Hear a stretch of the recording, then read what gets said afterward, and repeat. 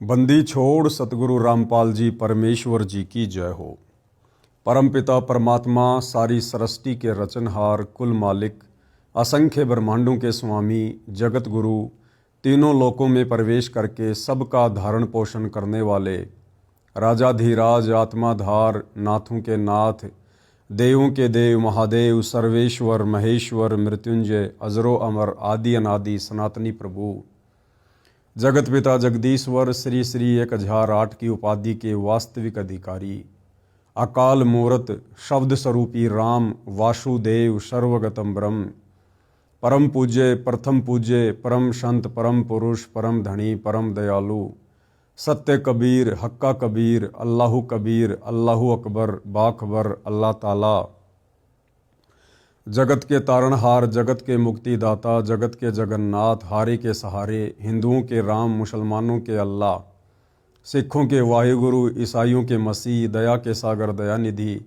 करुणा के सागर करुणानिधि, स्वयंभू परिभू, संकट मोचन, कष्ट हरण, मंगल करण, दुख भंजन, अविगत कबीर, निर्विकार निर्विषम परमात्मा, अलय अलेख सतगुरु, आदि अनादि सतगुरु, असली मर्यादा पुरुषोत्तम, असली राम, असली कृष्ण, असली घनश्याम, असली मुरारी, राजाओं के राजा, महाराजाओं के महाराजा, शहंशाहों के शहंशाह, सम्राटों के सम्राट, भगवानों के भगवान, अल्लाहों के अल्लाह, प्रभुओं के प्रभु, मसीहाओं के मसीह, सच्चे वाहिगुरु, बाबाओं के बाबा, पीरों के पीर, सेठों के सेठ, जगत सेठ, सावड़सा सेठ, सर्वगुण संपन्न, अनंत कोटि कलाओं के स्वामी, अनंत कोटि ब्रह्मांडों के नायक, योगियों में महायोगी, ध्यानियों में महाध्यानी, सिद्धों में परम सिद्ध, ज्ञानियों में तत्वज्ञानी, ब्रह्म ज्ञानी, महाज्ञानी, परम ज्ञानी, सर्वश्रेष्ठ ज्ञानी, विज्ञानी, युवा कबीर, समर्थ कबीर, असमवात, अमित ओजा,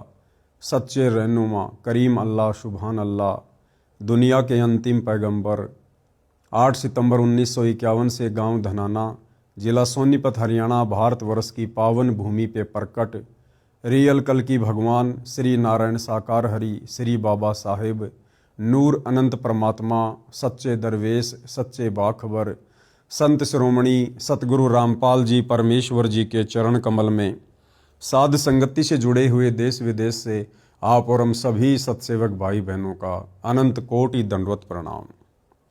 भाई और बहनों, कुछ ही दिन पहले हरियाणा के झज्जर के गिरावड़ में संत रामपाल जी के परिवार के द्वारा उनके मान सम्मान में एक कार्यक्रम का आयोजन किया जाता है। उस कार्यक्रम में बादली के विधायक कुलदीप जी को भी निमंत्रण पत्र दिया जाता है। कुलदीप जी उस कार्यक्रम में आए, उन्होंने अपने विचार व्यक्त किए। उसके कुछ ही समय बाद उत्तर प्रदेश के कानपुर शहर का रहने वाला एक व्यक्ति रामचंद्र यादव विधायक कुलदीप जी को अभद्र तरीके से गालियां देता है, उन्हें जान से मारने की धमकी भी देता है।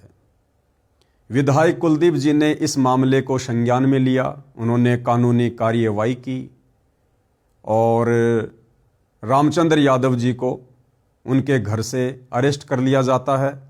उसके बाद उन्हें जेल भेज दिया जाता है। पूरा मामला क्या है और हम जितने भी सतगुरु रामपाल जी के भगत हैं, हमें इस पूरे मामले से क्या शिक्षा मिल सकती है, हम उसके ऊपर विचार करेंगे। पहले आपको छोटी सी मीडिया की न्यूज़ दिखाता हूं, क्या कुछ हुआ है, देखिएगा।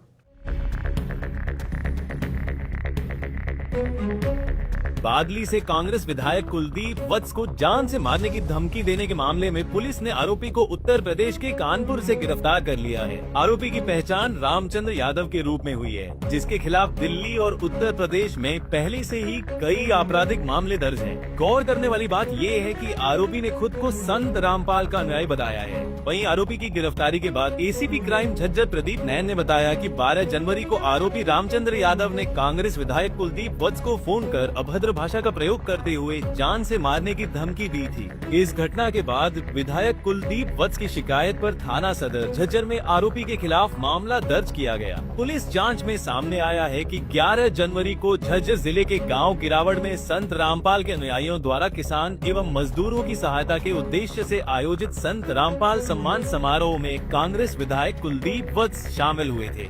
1/2026 को जो बादली एमएलए हैं कुलदीप जी, उनको एक कॉल आई थी। रामचंद्र यादव है जो कानपुर का रहने वाला है, उसने धमकी दी थी और कुछ अभद्र भाषा का प्रयोग किया था। इस पर एफआईआर दर्ज कर गए और कानपुर रामचंद्र यादव नाम का व्यक्ति को हमने कल गिरफ्तार कर लिया है और जिसको आज पेश अदालत किया जाएगा। पूछताछ में अभी ये बताया कि इसके खिलाफ में पहले भी 2 एफआईआर दर्ज है, उत्तर प्रदेश और दिल्ली में अभी भी विचाराधीन है। और ये रामपाल बाबा है जो महाराज है, उसके संगठन का कार्य करता है। तो इस बिना पर ये पहले भी ऐसी अभद्र भाषा का प्रयोग किया है इसने और इसके खिलाफ पहले भी जेल में रहे आए। तो कल इसको गिरफ्तार करके आज पेश अदालत किया। तो भाई और बहनों, आपने वीडियो देखा। वीडियो देखकर माजरा क्या है आप जी की समझ में आ गया होगा। रामचंद्र यादव भी सतगुरु रामपाल जी का शिष्य है, उनका भगत है। भाई और बहनों, सन 2014 बरवाला कांड के बाद से संत रामपाल जी के भक्तों की ये अग्नि परीक्षा का समय है। और परीक्षा हमेशा अपने गुरुदेव के ज्ञान आधार से दी जाती है, उनके पद चिन्हों पर चलते हुए दी जाती है। ये भक्ति मार्ग सतगुरु रामपाल जी का आने वाले युग परिवर्तन के समय के बाद यानी 2028 के बाद पूरे विश्व में फैलेगा। उसके बाद हजारों वर्षों तक धरती पर यदि किसी की पूजा होगी, किसी की भक्ति होगी, यदि किसी का भक्ति मार्ग चलेगा तो केवल सतगुरु रामपाल जी का, यानी यथार्थ 13वां कबीर पंथ ही चलेगा। अब भाई और बहनों, 1000 वर्ष तक यदि सतगुरु रामपाल जी की गैर हाजिरी में उनका यथार्थ 13वां कबीर पंथ चलेगा, भक्ति मार्ग चलेगा, तो उसके लिए कुछ आधार होगा और आधार होगा ज्ञान, संत रामपाल जी के सत्संग, उनके विचार, उनके प्रवचन। तो भाई और बहनों, वर्तमान में साध संगति के माध्यम से जो वीडियो बन रहे हैं, सतगुरु रामपाल जी के तत्व ज्ञान युक्त सत्संगों के साथ साथ ये साध संगति के वीडियो भी आने वाले हजारों वर्षों तक भगत समाज को मर्यादाओं में रखने का कार्य करेंगे। तो भाई और बहनों, आप और हमने इस पूरे घटनाक्रम से शिक्षा लेकर बहुत ही सोच समझकर इस भक्ति मार्ग पर एक एक कदम फूंक फूंक के रखना है। हमसे जरा सी चूक ना हो जाए। यदि हम मर्यादाओं में जरा भी चूक करेंगे, गुरुदेव भगवान के ज्ञान के विपरीत यदि हम जरा भी इस भक्ति मार्ग पर कदम रखेंगे तो भाई और बहनों, हम भक्ति मार्ग पर सफल नहीं हो सकते। क्या क्या वो कमजोरियां हैं जिन कमजोरियों को करने के चलते हम भक्ति मार्ग पर धोखा खा सकते हैं? क्या क्या वो बातें हैं जिनका यदि हमने विशेष तौर पर ध्यान नहीं रखा तो गुरुदेव भगवान की मर्यादाएं टूटेंगी, और मर्यादा टूटेगी तो हम भक्ति मार्ग पर कभी भी सफल नहीं हो सकते। तो वीडियो आप जी ने देख लिया है। दास आपको अब आगे अखबार की न्यूज भी दिखाएगा। विधायक को बम से उड़ाने की धमकी देने वाला रामचंद्र 10 दिन बाद काबू, सीआईए ने कानपुर से किया गिरफ्तार, जेल भेजा। ये रामचंद्र यादव जी हैं जो कि सतगुरु रामपाल जी के शिष्य हैं और इन्हें इनके घर से यानी कानपुर से पुलिस के द्वारा गिरफ्तार करके जेल भेज दिया गया है। भास्कर न्यूज झज्जर, बादली से कांग्रेस विधायक कुलदीप वत्स को फोन पर बम से उड़ाने की धमकी देने वाले कानपुर निवासी रामचंद्र यादव को झज्जर सीआईए ने 10 दिन के बाद पकड़ लिया है। मंगलवार को उसे अदालत में पेश किया गया, जहां उसे न्यायिक हिरासत में भेज दिया गया है। एसीपी क्राइम प्रदीप नैन और सीआईए प्रभारी राजेश कुमार ने बताया कि बादली विधायक कुलदीप वत्स ने रामचंद्र यादव के खिलाफ 12 जनवरी को एफआईआर दर्ज कराई थी, जिसमें उन्हें अभद्र भाषा का प्रयोग कर जान से मारने की धमकी दी गई थी। भाई और बहनों, सतगुरु रामपाल जी परमेश्वर अपने अमृत वचनों में अपनी वाणी में कहते हैं कि गाली ही से उपजय कलह कष्ट और मीच, हार चले सो साधु है, लागी मरे सो नीच।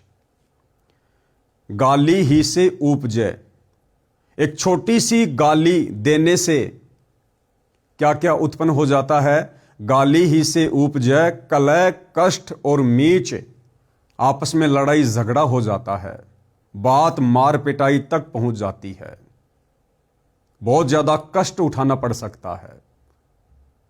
और मीच यानी एक छोटी सी गाली मृत्यु तक भी पहुंच जाती है, पहुंच सकती है। यह सतगुरु रामपाल जी कबीर परमेश्वर जी के अमृत वचन है। हमने परमेश्वर की प्रत्येक वाणी को अपने जीवन में लागू करना है, धारण करना है। रामचंद्र यादव जो कि कानपुर से हैं, सतगुरु रामपाल जी के भगत हैं।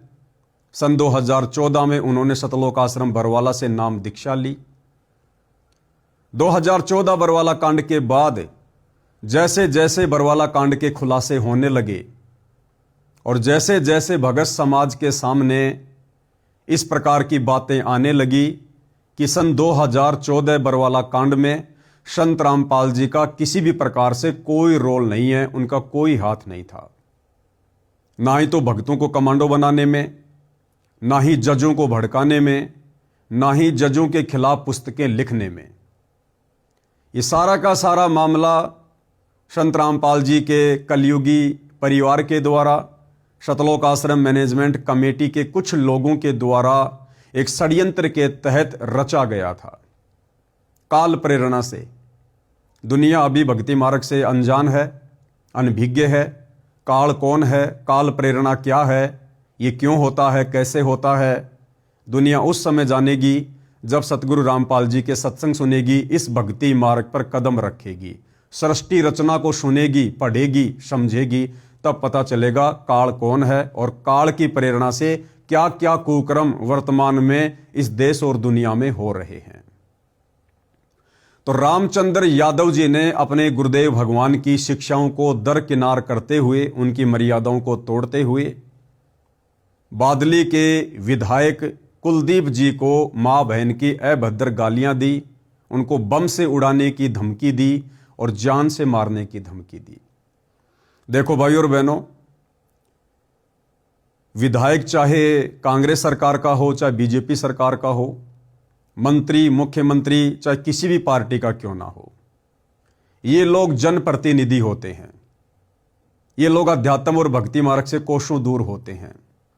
मान बढ़ाई और अहंकार इन लोगों के नाक के ऊपर होता है। और जनप्रतिनिधि का ये कार्य होता है कि जहां भी कोई समागम हो, कोई समारोह हो, कोई आयोजन हो, कोई कार्यक्रम हो, वहां उनको बुलाया जाए। और ये लोग खुशी खुशी वहां पर जाते हैं, क्योंकि वहां जाने से इन लोगों को राजनीतिक फायदे होते हैं। जनप्रतिनिधि को हमेशा जनता के बीच में रहने में आनंद आता है, क्योंकि उसका कार्य भी यही होता है।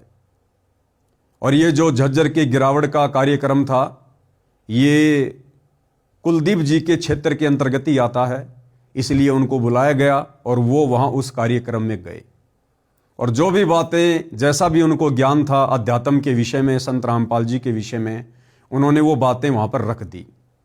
उन बातों को लेकर रामचंद्र यादव जी ने उनको फ़ोन किया और लगभग 11 मिनट तक, जैसा कि बताया गया है, माँ बहन की अभद्र गालियां दी और बम से उड़ाने की धमकी दी। देखो भाई और बहनों, कुलदीप जी का इसमें किसी भी प्रकार से कोई दोष नहीं है। मैं पवन दास भी वीडियो बनाता हूं, जो कार्यक्रम सतगुरु रामपाल जी का परिवार वर्तमान में उनकी गैर मौजूदगी में काल प्रेरणा से करवा रहा है। भगत समाज का अरबों खरबों का दान धर्म बर्बाद करवा रहा है, भगत समाज की मर्यादा तोड़वा रहा है। संत रामपाल जी के ज्ञान के विरुद्ध होकर जो भी कुकृत्य सतलोक आश्रम मैनेजमेंट कमेटी कर रही है, मैं पवन दास और मेरे तमाम साथ संगति से जुड़े सत्सेवक भाई बहन भी वीडियो बनाते हैं। लेकिन हमारा तरीका अलग है। हमारा तरीका ज्ञान आधार का है, गाली गलौच का नहीं है, राग द्वेष ईर्ष्या और मान बढ़ाई का नहीं है। रामचंद्र जी ने अपने गुरुदेव की मर्यादा तोड़ी, क्योंकि गुरुदेव के भक्ति विधान में किसी को गाली देना नहीं लिखा है। गुरुदेव अपनी वाणी में कहते हैं कि गाली ही से उपजय कलह कष्ट और मीच, भाई हार चले सो साधु है और लागी मरे सो नीच। भगत किसी को गाली दे ये तो बहुत दूर की बात है। यदि भगत को कोई गाली देता है बेवजह तो भगत ने उसके प्रति उत्तर में उसको कुछ नहीं कहना है, कोई गाली नहीं देनी है, कुछ भी अपशब्द नहीं कहना है। भगत ने अपनी हारी लिख देनी है कि हरिजन तो हारा भला और जीतन दे संसार, हारा तो हरि सो मिले और जीता यम की लार। गुरुदेव भगवान हमें आगे शिक्षा देते हैं कि जो तोकू काटा बोवे वाको बोतू फूल, तोहे फूल के फूल हैं वाको हैं त्रिशूल। एक भगत के क्या लक्षण हैं, एक भगत का कैसा स्वभाव होता है, एक भगत का कैसा आचार विचार व्यवहार होता है, ये संत रामपाल जी का शिष्य होने के बावजूद रामचंद्र जी ने नहीं दर्शाया। जबकि विधायक कुलदीप जी ने रामचंद्र जी को, जैसा कि सूत्र बताते हैं, विधायक जी ने रामचंद्र जी को प्रति उत्तर में ऐसी मां बहन की कोई भी गाली नहीं दी। तो भाइयों और बहनों, संत रामपाल जी का भगत होने के बावजूद रामचंद्र यादव जी ने मर्यादा तोड़ी, परमेश्वर की वाणियों को लांघा, उल्लंघना की, अपनी मर्यादा तोड़ी। और उधर एक व्यक्ति जो संत रामपाल जी का भगत भी नहीं है, जनप्रतिनिधि है, उन्होंने फिर भी एक सभ्य व्यक्ति की भूमिका निभाते हुए और उन्होंने रामचंद्र जी को समझाने का प्रयास किया। लेकिन जिस प्रकार से उनको धमकी दी गई बम से उड़ाने की, जान से मारने की, भाई और बहनों डर सबको लगता है। इससे पहले भी रामचंद्र जी हरियाणा में काफी लोगों को, काफी नेताओं को इस प्रकार की अभद्र गालियां दे चुका है। तो बम से उड़ाने की धमकी के बाद बादली के विधायक कुलदीप जी ने कानूनी कार्रवाई करवाई, जिसके तहत रामचंद्र जी को पुलिस पकड़कर लेकर आई और उनको जेल भेज दिया गया। तो कहने का मतलब भाई और बहनों, इस परीक्षा के समय में, अग्नि परीक्षा के समय में, इस रामचंद्र यादव के प्रकरण से आप और हमने शिक्षा लेनी है। ये परमात्मा, ये कबीर देव सतगुरु रामपाल जी भगवान, ये किसी का सगा नहीं है। काल और कबीर परमेश्वर जी का तपतशिला पर जो एग्रीमेंट हुआ था वो शायद हम भाई बहन भूल जाते हैं। काल ने कबीर परमेश्वर जी से कहा था कि हे परमेश्वर, आप नीचे जाओगे, आत्माओं को मेरे विषय में बताओगे, अपना तत्व ज्ञान समझाओगे और आत्माओं को सतलोक लेकर जाओगे। लेकिन परमेश्वर, मेरी एक प्रार्थना है, आप जबरदस्ती किसी के साथ ना करना। आप नीचे जाकर सत्संग सुनाना, अपना ज्ञान बताना, अपनी मर्यादा बताना कि एक भगत किन किन मर्यादाओं में रहकर कैसे अपने गुरुदेव के वचन में रहकर पूर्ण मोक्ष प्राप्त कर सकता है। और एक भगत ने यदि मर्यादा तोड़ी, गुरु के वचन को तोड़ा, तो वो यही काल के लोक में धक्के खाएगा। तो परमेश्वर ने काल के इस वचन को, इस प्रार्थना को स्वीकार किया और परमेश्वर ने कहा कि ऐसा ही होगा। जो मेरे ज्ञान में रहेगा, जो मेरे वचन में रहेगा, जो मेरी मर्यादाओं को मानेगा, मैं केवल उसी को सतलोक लेकर जाऊंगा। तो यहां पर रामचंद्र जी ने एमएलए कुलदीप जी को मां बहन की गालियां निकालकर परमेश्वर जी का अमर विधान तोड़ा है। और भाइयों और बहनों, जैसे ही रामचंद्र जी ने परमेश्वर के विधान को तोड़ा, तुरंत उनके ऊपर काल ने एक्शन लिया और उनको जेल में डलवा दिया। हालांकि यह बात अलग है कि रामचंद्र जी जेल में 10 दिन रहेंगे, 15 दिन रहेंगे, 1 महीने रहेंगे या 6 महीने रहेंगे, ये उस मुकदमे के ऊपर है और रामचंद्र जी के व्यवहार के ऊपर है। वो विधायक से माफ़ी मांगते हैं या नहीं मांगते हैं, इस मामले को सुलझाने में रामचंद्र जी की और विधायक की आपस में क्या सहमति होगी, ये बाद की बातें हैं, ये कानूनी मैटर है। आप और हम भाई बहनों ने जो शिक्षा लेनी है वो ये है कि आप और हमने शौपन में भी सतगुरु रामपाल जी परमेश्वर जी की मर्यादाओं को नहीं तोड़ना है। ये हमारी अग्नि परीक्षा का समय है। यदि हमने परमेश्वर की मर्यादाओं को तोड़ा, गुरु वचन को तोड़ा, तो इस समय भाई और बहनों ये काल अपने 1000 हाथ और 1000 मुख खोल कर खड़ा हुआ है। काल कसाई तक तक मारे, पग पग पे यो बाणा।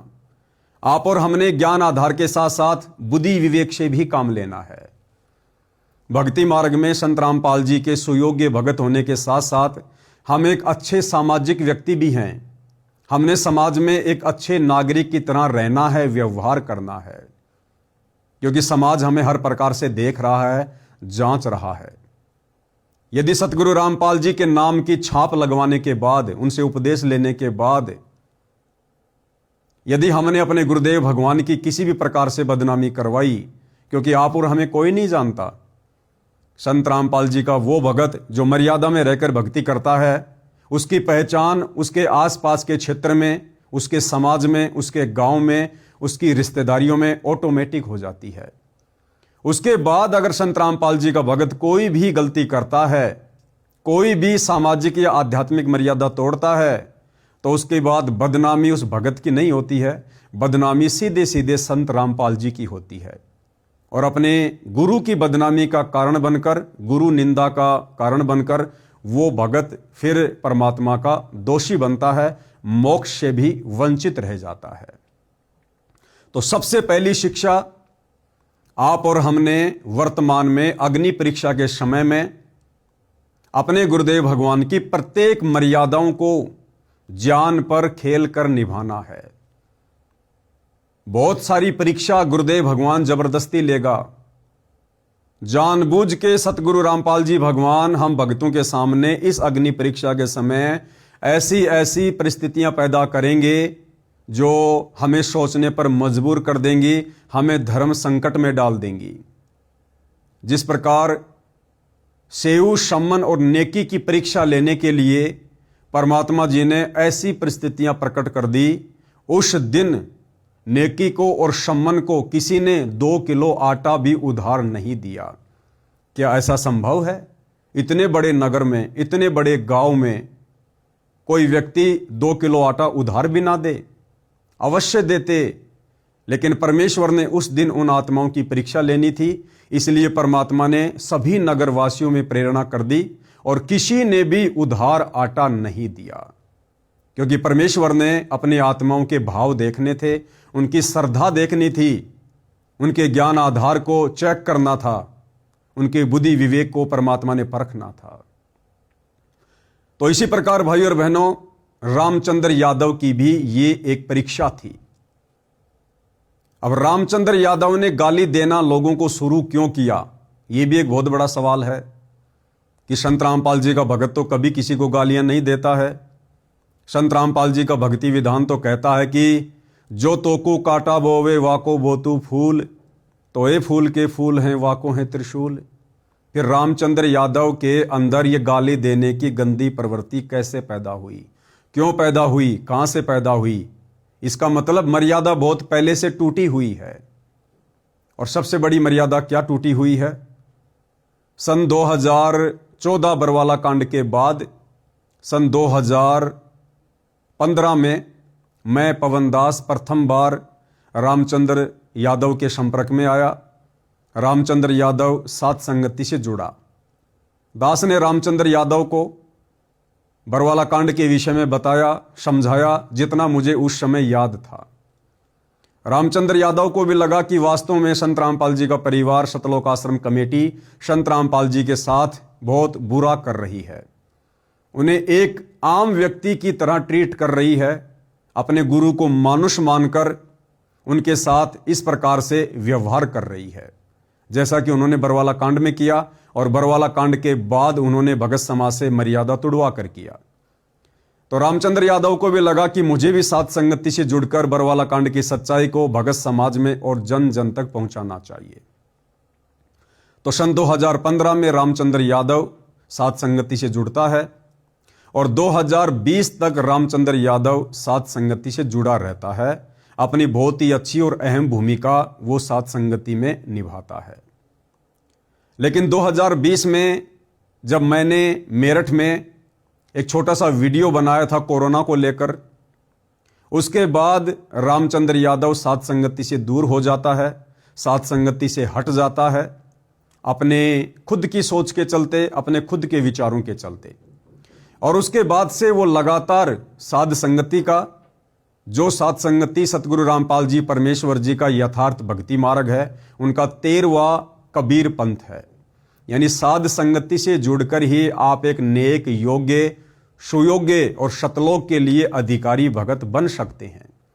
साध संगति से जुड़कर ही आप अपने गुरु को परमात्मा के रूप में हृदय से, आत्मा से स्वीकार कर सकते हैं, अन्यथा नहीं।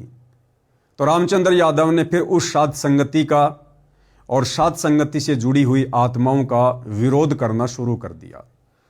अब भाई और बहनों, यदि कोई परमेश्वर की सत भक्ति मर्यादा में रहकर करने वाली आत्माओं का विरोध करेगा, कोई परमेश्वर रामपाल जी के यथार्थ पंथ का विरोध करेगा, उसी दिन से उस आत्मा के कर्म बिगड़ने शुरू हो जाते हैं, वो चाहे भगत हो या चाहे जगत का कोई व्यक्ति हो।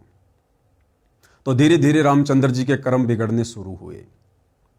साध संगति से दूर होने के कारण रामचंद्र जी मर्यादाओं में रहकर भक्ति भी नहीं करते थे और वो अपने गुरु को परमात्मा के रूप में नहीं मानते थे और ना ही वर्तमान में मानते हैं, क्योंकि रामचंद्र जी की हालत भी सतलोक आश्रम कमेटी से जुड़े लाखों भक्तों की तरह से है।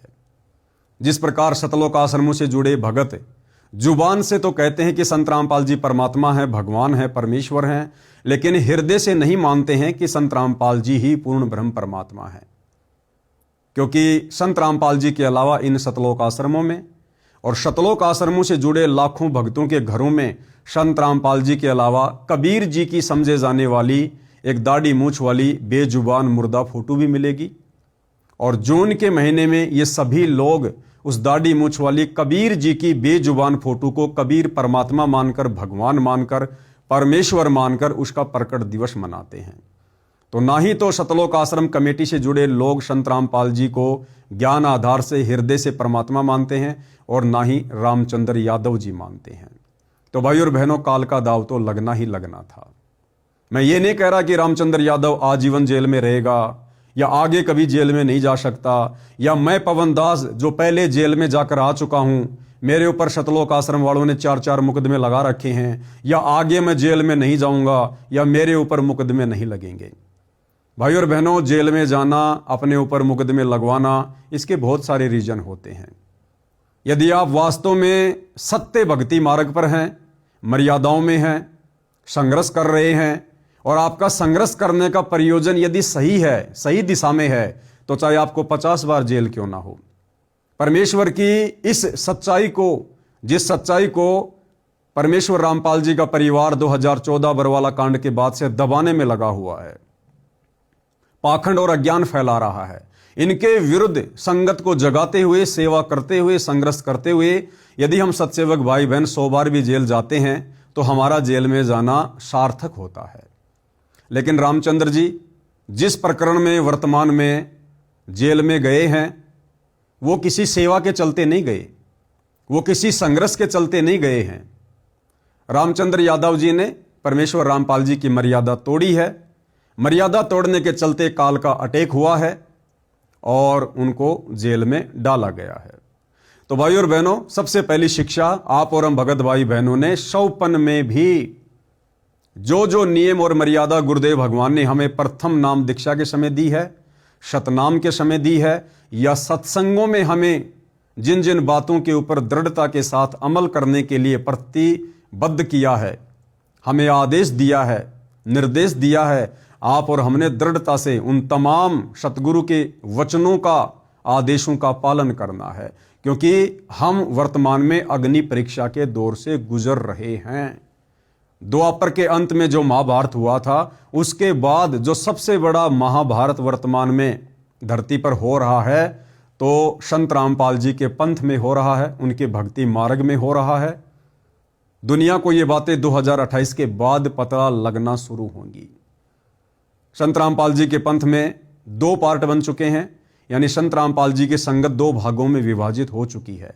एक भाग उनका परिवार हैंडल करता है, जिसे सतलोक आश्रम कमेटी के नाम से जाना जाता है। दूसरा पार्ट आप और हम सभी साध संगति से जुड़े हुए सत्सेवक भाई बहन हैं, जो अपने गुरुदेव भगवान की गैर हाजिरी में उनके सत्संगों को आधार बनाकर, अपने गुरु को ही परमात्मा कबीर जी मानकर और नेक नीति ईमानदारी से अपना काम करते हुए, संघर्ष करते हुए, मर्यादाओं में रहते हुए अपनी भक्ति को कर रहे हैं। तो कुलदीप वत्स जो कि बादली से विधायक हैं, इस प्रकरण में उनका किसी भी प्रकार से कोई दोष नहीं है। वो एक जनप्रतिनिधि है और जहां उनको बुलाया जाएगा किसी भी कार्यक्रम में और जैसा वे उचित समझेंगे वो वहां जाएंगे, वो अपने कुछ भी विचार व्यक्त करेंगे।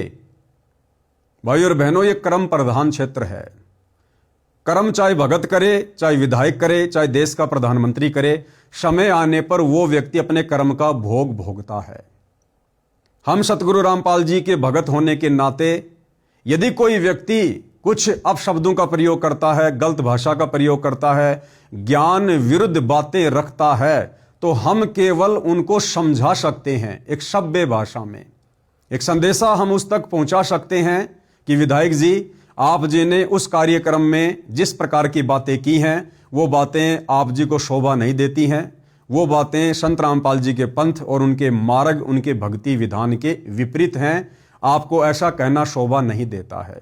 इस प्रकार से हम किसी को बता सकते हैं, समझा सकते हैं, लेकिन माँ बहन की गालियां देना, सीधे सीधे किसी को बम से उड़ाने की धमकी देना, जान से मारने की धमकी देना, ये परमेश्वर रामपाल जी के सत भक्ति मार्ग में दूर दूर तक नहीं है। और ना ही सतगुरु रामपाल जी कभी अपने भक्तों को इस प्रकार की घटिया शिक्षा देते हैं। तो सबसे पहली शिक्षा, आप और हमने सौपन में भूलकर भी अपने गुरुदेव की मर्यादाओं को नहीं तोड़ना है। हालांकि रामचंद्र यादव बहुत अच्छा इंसान है, अच्छा भगत है, लेकिन भाई और बहनों, इस भक्ति मार्ग में आपके अंदर लाख अच्छाइयां हैं। यदि आपने जरा भी मर्यादा तोड़ दी, काल सर पर बैठा होता है, उसी समय अटैक करेगा। आपकी 100 अच्छाइयों को एक पल में आपकी एक छोटी सी गलती करने के चलते वो मिट्टी में मिला देगा, धूल में मिला देगा। और गुरुदेव भगवान कहते हैं कि भाई मेरे पंथ में, मेरे मार्ग में आप चाहे कितने अच्छे भगत हैं, कितने बड़े भगत हैं, कितने ही वक्ता भगत हैं, आपको कितना ही ज्ञान समझ में आ गया हो, लेकिन इस मार्ग में यदि आपने जरा सी मर्यादा कर दी, जरा सी त्रुटि कर दी, तो परमेश्वर आपको मोक्ष प्रदान नहीं करेगा, परमेश्वर आपको सतलोक में लेकर नहीं जाएगा। हमने हर प्रकार से, हर मर्यादाओं में रहकर ही भक्ति पर अपने आप को सुचारू रखना है। हमने हर कदम पर अपने गुरुदेव भगवान को प्रसन्न रखना है। गुरुदेव कहते हैं कि जिन बातों से गुरु दुख पावे, उन बातों को दूर भगावे। तो किसी को गाली देने से, किसी के साथ अभद्र बातें करने से, मार पिटाई की बातें करने से सतगुरु रामपाल जी भगवान कभी भी प्रसन्न नहीं होंगे। तो भाई और बहनों, आप और हमने विशेष तौर पर इन बातों का ध्यान रखना है। तो क्या कुछ कहा जा रहा है? बादली से कांग्रेस विधायक कुलदीप को फोन पर बम से उड़ाने की धमकी देने वाले कानपुर निवासी रामचंद्र यादव को झज्जर सीआईए ने 10 दिन के बाद पकड़ लिया है। मंगलवार को उसे अदालत में पेश किया गया, जहां उसे न्यायिक हिरासत में भेज दिया गया है। एसीपी क्राइम प्रदीप नैन और सीआईए प्रभारी राजेश कुमार ने बताया है कि बादली विधायक कुलदीप वत्स ने रामचंद्र यादव के खिलाफ 12 जनवरी को एफआईआर दर्ज कराई थी, जिसमें उन्हें अभद्र भाषा का प्रयोग कर जान से मारने की धमकी दी गई थी। मामला दर्ज होने के बाद पुलिस ने रामचंद्र यादव को ट्रेस आउट किया और आखिरकार 10 दिन बाद वह पकड़ लिया गया है। एसीपी क्राइम प्रदीप नैन ने बताया कि रामचंद्र के खिलाफ यूपी पुलिस में पहले से ही कुछ मामले दर्ज हैं। अब यूपी पुलिस में क्या मामले दर्ज हैं, कैसे मामले दर्ज हैं, किन बातों को लेकर मामले दर्ज हैं, मुझदास को इसकी विशेष जानकारी नहीं है।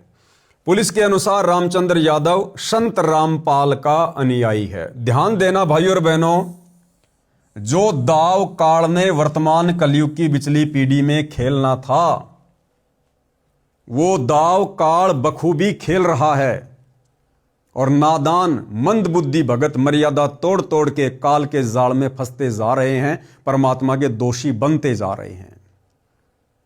और जिन विशेष बातों को लेकर सतगुरु रामपाल जी ने सन 1994 से आप और हमें समझाया है, आप और हम उन बातों पर ध्यान नहीं दे रहे हैं। भाई और बहनों, गुरुदेव भगवान हमें बार बार बताते हैं कि पुण्यात्माओं, ये कलयुग की बिचली पीढ़ी है, मोक्ष का प्राइम टाइम है और इस समय काल और दयाल ये दो शक्तियां हैं। काल कौन है? ये ब्रह्मा विष्णु महेश का पिता है, दुर्गा का पति है, 21 ब्रह्मांड का नकली भगवान है, जिसने आप और हम सभी आत्माओं को यहां पर फंसा के रखा हुआ है। और दयाल कौन है? ये कबीर परमात्मा है, जो वर्तमान में सतगुरु रामपाल जी के नाम से धरती पर प्रकट हैं।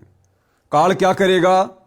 काल पूरी कोशिश करेगा कि हम मर्यादाओं में रहकर भक्ति ना करें, हम किसी भी पॉइंट पर सतगुरु को नाराज कर दें, हम सतगुरु के दिल से नीचे गिर जाएं, नीचे उतर जाएं। क्योंकि परमेश्वर जी की वाणी है, जो काल को भली भांति पता है कि सतगुरु के दिल से उतरे वो शब्द बिहू ना होए, उसको काल घसीट ही राख सके ना कोई। यदि सतगुरु ने किसी बात से नाराज होकर अपने शिष्य को अनदेखा कर दिया, उसके बाद काल उस आत्मा को पकड़ लेता है, फिर उसे युगों युगों तक नहीं छोड़ता है। कभी लक 84 में जाएगा या तरह तरह के कष्ट भोगेगा। तो भाई और बहनों, जितना प्रयास वर्तमान समय में, इस भक्ति युग के समय में आत्माओं को यहीं पर फंसाए रखने के लिए, अपने जाल में बांधे रखने के लिए ये काल कर रहा है, उतना ही प्रयास सतगुरु रामपाल जी, ये दयाल, ये कबीर भगवान हम आत्माओं को अपना सत ज्ञान दे दे के, सत्संग कर करके, तत्व ज्ञान दे दे के, सृष्टि रचना सुना सुना के आप और हमें काल के जाल से बचाने के लाखों तरीके बता रहा है, समाधान बता रहा है।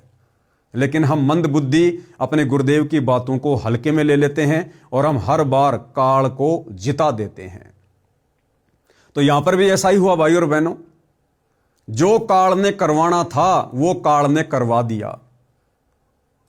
काल अपने षड्यंत्र में रामचंद्र यादव को लेकर सफल हुआ। क्या षड्यंत्र? काल चाहता है परम संत की बदनामी।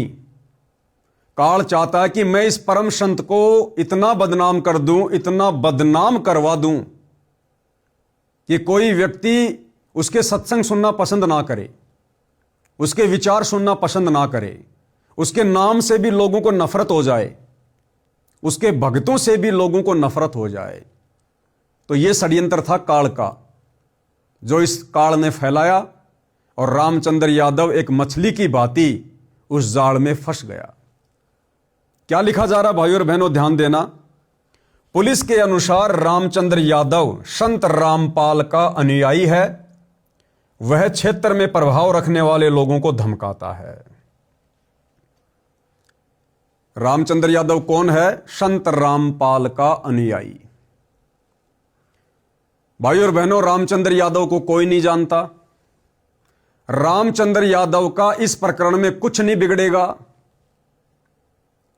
बादली के विधायक उस कुलदीप का इस मैटर में कुछ नहीं बिगड़ेगा। कुलदीप विधायक को तो उल्टा फायदा हो गया।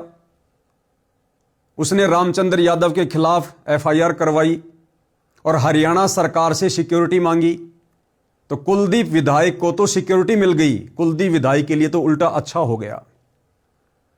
तो ना ही तो कुलदीप विधायक का कुछ बिगड़ा इस मामले में, इस मैटर में। उसकी तो उस क्षेत्र में वाहवाही हो गई कि रामचंद्र यादव ने दर्जनों लोगों को गालियां दी।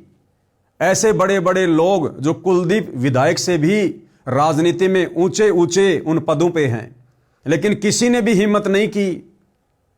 लेकिन कुलदीप जी ने हिम्मत दिखाई। उनके साहस की दाद देनी पड़ेगी। एक प्रकार से कुलदीप जी का चेहरा उस क्षेत्र में चमक गया कि विधायक कुलदीप किसी भी प्रकार से गलत चीजों को बर्दाश्त नहीं करता है। तो कुलदीप जी का कुछ नहीं बिगड़ा, रामचंद्र यादव का भी कुछ नहीं बिगड़ा, क्योंकि जिनकी मर्यादा पहले से खंडित होती है उनका पहले से बिगड़ा हुआ होता है। तो ना ही तो इस पूरे प्रकरण में बादली के विधायक कुलदीप वत्स का कुछ बिगड़ा, ना ही कानपुर के रामचंद्र यादव का कुछ बिगड़ा, और ना ही भाइयों और बहनों सतलोक आश्रम कमेटी वालों का कुछ बिगड़ा। जिस सतलोक आश्रम कमेटी ने रामचंद्र यादव को कानपुर से पकड़वाने में कुलदीप वत्स के साथ मिलकर अहम भूमिका निभाई है, इन तीनों का यहां कुछ नहीं बिगड़ा। लेकिन यहां पर पूरे हरियाणा में समाचार पत्रों के माध्यम से, मीडिया के माध्यम से जम के बदनामी किसकी हुई? जम के बदनामी किसकी हो रही है? रामचंद्र यादव कौन है? संत रामपाल का अनुयायी। हर मीडिया वाले, हर टीवी चैनल वाले, हर न्यूज़पेपर वाले क्या लिख रहे हैं कि रामचंद्र यादव कुलदीप को धमकी देने वाला गैंगस्टर बदमाश संत रामपाल का अनुयायी है। तो भाइयों और बहनों, इस पूरे प्रकरण में बदनामी किसकी हुई? संत रामपाल जी की। लोग तरह तरह की बातें कर रहे हैं। जैसे लोगों ने ये न्यूज पढ़ी, तरह तरह की बातें लोगों के दिमाग में आई, आपस में चर्चा भी शुरू होती है कि देखो भाई, जैसा बाबा रामपाल वैसे ही उसके भगत है। अरे ये समाज तैयार कर रहा है बाबा रामपाल, गैंगस्टर तैयार कर रहा है, गैंगस्टर बदमाश तैयार कर रहा है बाबा रामपाल। जैसा खुद बाबा रामपाल, वैसा ही बाबा रामपाल अपने भगत तैयार कर रहा है। क्योंकि भाइयों और बहनों, जिस प्रकार से बरवाला कांड 2014 में संत रामपाल जी के नालायक परिवार ने अपनी मनमानी हरकतों के चलते जो ब्लैक कमांडो आश्रम में भक्तों को बनाकर बाहर खड़े किए थे पुलिस प्रशासन के सामने मरने मारने के लिए, जिस बरवाला कांड में संत रामपाल जी के परिवार की मनमानियों के चलते 6 भक्तों की मौत हुई, मर्डर का मुकदमा संत रामपाल जी पर लगा, देशद्रोह का मुकदमा संत रामपाल जी पर लगा, इस तमाम प्रकरण में केवल संत रामपाल जी की ही बदनामी हुई। संत रामपाल जी के परिवार को कोई नहीं जानता, गली का कुत्ता भी नहीं जानता उनका भाई कौन है, उनके बेटा बेटी कौन है। बदनामी बरवाला कांड के प्रकरण में संत रामपाल जी की, क्योंकि आश्रम किसका? संत रामपाल जी का। भगत किसके? संत रामपाल जी के। बरवाला कांड कहां हुआ? संत रामपाल जी के बरवाला स्थित सतलोक आश्रम में। तो जम के बदनामी किसकी? संत रामपाल जी की। हरियाणा के लोगों के मन में क्या धारणा बैठ गई कि जो भी कुछ किया बाबा रामपाल ने किया। बाबा रामपाल को लोग गुंडा कहने लगे, भुंडा कहने लगे, तरह तरह की बातें करने लगे, निंदा चुगली करने लगे। लेकिन लोगों को अंदर खाते की बात का नहीं पता कि इस पूरे बरवाला कांड के प्रकरण में संत रामपाल जी की सुई के नोक जितनी भूमिका भी नहीं है। ना उनका ऐसा कोई स्टेटमेंट है, न ऐसा उन्होंने कोई भड़काऊ भाषण दिया, ना अपना कोई वक्तव्य दिया। यहां तक कि बरवाला कांड के बाद संत रामपाल जी ने मीडिया को साफ साफ शब्दों में कहा, जब मीडिया वालों ने संत रामपाल जी से सवाल किया कि आश्रम के बाहर आपके इतने गुंडे खड़े हुए थे, आप अपने आप को संत कहते हैं, तो संत रामपाल जी ने साफ साफ शब्दों में कहा कि वो मेरे नहीं थे, कि भैया जिन भक्तों को काले काले कपड़े पहनाकर हाथों में डंडे पत्थर बंदूकें देखकर जो बाहर कमांडो बनाकर खड़ा किया हुआ था, वो मेरे नहीं थे, राष्ट्रीय समाज सेवा समिति के थे। ये राष्ट्रीय समाज सेवा समिति क्या है? संत रामपाल जी के भाई ने, संत रामपाल जी के परिवार ने काल प्रेरणा से, क्योंकि जो व्यक्ति मर्यादा तोड़ देता है, गुरु के वचन को तोड़ देता है, गुरु को मानुष मानता है, फिर काल उसकी गर्दन मरोड़ता है, उसके सिर पर बैठता है, अपने हिसाब से उसको चलाता है। तो संत रामपाल जी का परिवार, उनका भाई, सतलोक आश्रम कमेटी कभी भी संत रामपाल जी को परमात्मा की दृष्टि से नहीं देखा करते थे। उन लोगों ने बरवाला कांड से पहले ही मनमानियां करनी शुरू कर दी थी, अपनी भक्ति विरुद्ध हरकतें तेज करना शुरू कर दी थी। तो सतगुरु वचन टूटने से, सतगुरु मर्यादा टूटने से काल का दाव लगा और काल प्रेरणा से संत रामपाल जी के परिवार ने बरवाला कांड जैसी घटना को जन्म दिया। और संत रामपाल जी ने इसी विषय पर कहा कि यह राष्ट्रीय समाज सेवा समिति मेरी नहीं है। यानी 2010 में संत रामपाल जी के परिवार ने, उनके भाई ने 20-25 लोगों का एक समूह बनाया, जिसको राष्ट्रीय समाज सेवा समिति का नाम दिया गया, कि हमने आगे चलकर संत रामपाल जी के ऊपर जो मुकदमे लगे हुए हैं, हमने उन मुकदमों में क्या करना है, किस प्रकार से करना है, हमने संत रामपाल जी को तारीख पर कोर्ट में जाने देना है या नहीं जाने देना है, हमने किस प्रकार से भक्तों को हैंडल करना है। तो ये टोटल जो भक्ति विरुद्ध कार्य थे, ये मनमानियां थी, ये काल प्रेरणा से संत रामपाल जी का परिवार करता आ रहा था। और संत रामपाल जी ने तो बरवाला कांड के बाद अभी आप जो वीडियो देखने जा रहे हैं, मीडिया को साफ साफ कहा है कि ये जो भी कुछ किया, ये राष्ट्रीय समाज सेवा समिति ने किया, राष्ट्रीय समाज सेवा समिति को हो चाहे सतलोक आश्रम मैनेजमेंट कमेटी को हो, बात एक ही है। तो संत रामपाल जी ने तो बिल्कुल साफ साफ कह दिया था कि मैंने कोई कमांडो नहीं बनाया, मैंने कोई समिति नहीं बनाई। जो भी किया, जो भी लोग वहां पर कमांडो बने हुए थे, राष्ट्रीय समाज सेवा समिति के थे। मीडिया वालों ने कहा कि बाबा समिति भी तो आप ही की है। संत रामपाल जी ने बिल्कुल खारिज कर दिया कि नहीं, समिति मेरी नहीं है। एक बार छोटा सा उनका इंटरव्यू देख लीजिए। आपके ऊपर इतने इल्जाम है सर, आपके ऊपर इतने इल्जाम झूठे कैसे हैं आपके ऊपर? आपके गुंडे इतने खड़े थे वहाँ पे, हजारों आदमी हरियाणा पुलिस से। मेरे नीचे राष्ट्रीय समाज सेवा समिति नहीं तो आपकी समिति है। अरे आपकी समिति है बाबा। आप अपने आप को संत कहते हैं, आप संत कहना लायक भी है? आप आपसे भी जवाब दीजिए। आपके वहाँ इतनी फोर्स, इतने गुंडे, इतने आर्मी खड़ी है हरियाणा पुलिस के ऊपर। तो भाइयों और बहनों, जिस प्रकार से संत रामपाल जी ने अपनी वीडियो में कहा कि समिति मेरी नहीं है, ना मैंने कोई कमांडो बनाए। अब यदि समिति संत रामपाल जी की नहीं है तो समिति में जितने भी लोग थे वो भला संत रामपाल जी के कैसे हुए? अर्थात संत रामपाल जी के परिवार ने, मुख्य भक्तों ने बरवाला कांड में अपनी अहम भूमिका अदा की इस घटना को जन्म देने में। और इस पूरे प्रकरण में जम के बदनामी किसकी हुई? संत रामपाल जी की। निर्दोष होते हुए सारे मुकदमे अपने ऊपर लेकर पिछले 11 वर्षों से जेल कौन काट रहे हैं? संत रामपाल जी। ठीक वही कार्य बादली के विधायक कुलदीप जी को गालियां देकर या अन्य लोगों को गालियां देकर रामचंद्र यादव ने किया। यानी काल के कार्य को ही ये लोग आगे बढ़ा रहे हैं। यहां रामचंद्र जी को कोई नहीं जानता। कुछ दिन जेल में रह के आएगा, वापस अपने घर चला जाएगा, दुनिया भूल जाएगी कौन रामचंद्र, क्या मैटर। कुलदीप विधायक, इस मैटर को भी लोग भूल जाएंगे। सतलोक आश्रम मैनेजमेंट कमेटी ने क्या किया, क्या नहीं किया, लोग भूल जाएंगे। लेकिन जम के बदनामी काल ने किसकी करवाई? संत रामपाल जी की। गालियां किसको दिलवाई? संत रामपाल जी को।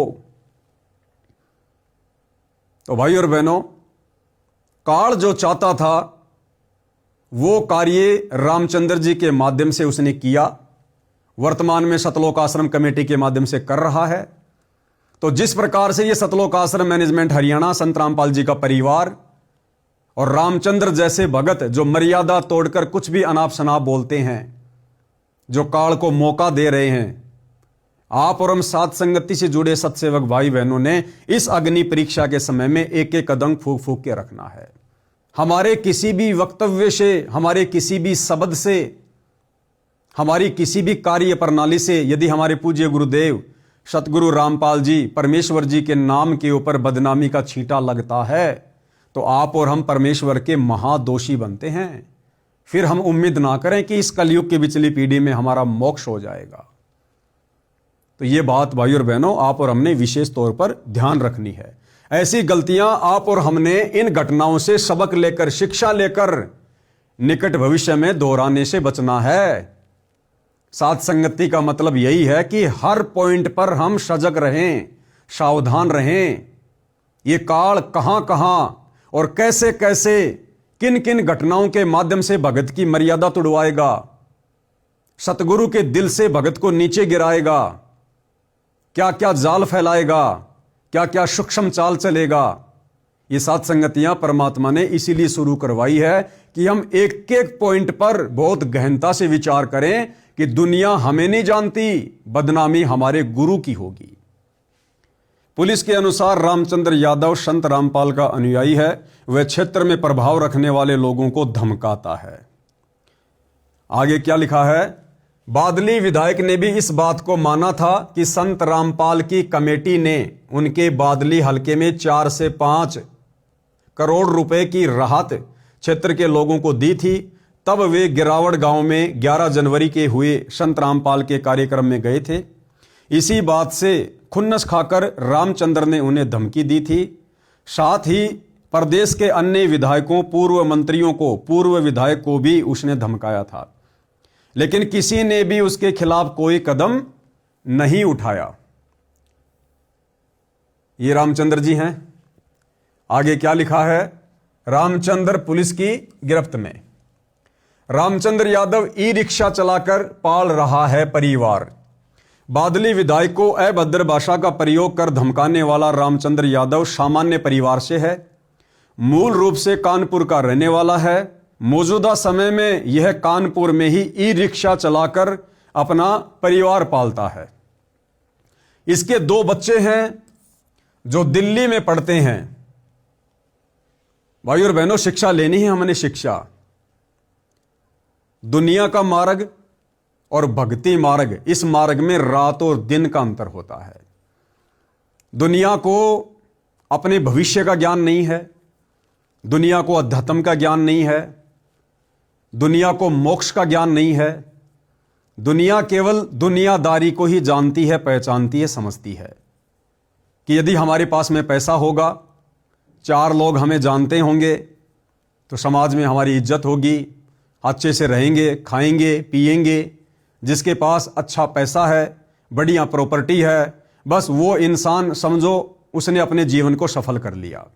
लेकिन भाई और बहनों, अध्यात्म के अनुसार जिस व्यक्ति के पास में शास्त्र अनुकूल सत भक्ति नहीं है, जिस व्यक्ति ने तत्वदर्शी संत को अपना गुरु धारण नहीं किया है, वो व्यक्ति चाहे देश का प्रधानमंत्री क्यों ना है, वो अपने जीवन को नरक बना रहा है, अपने भविष्य को नरक बना रहा है।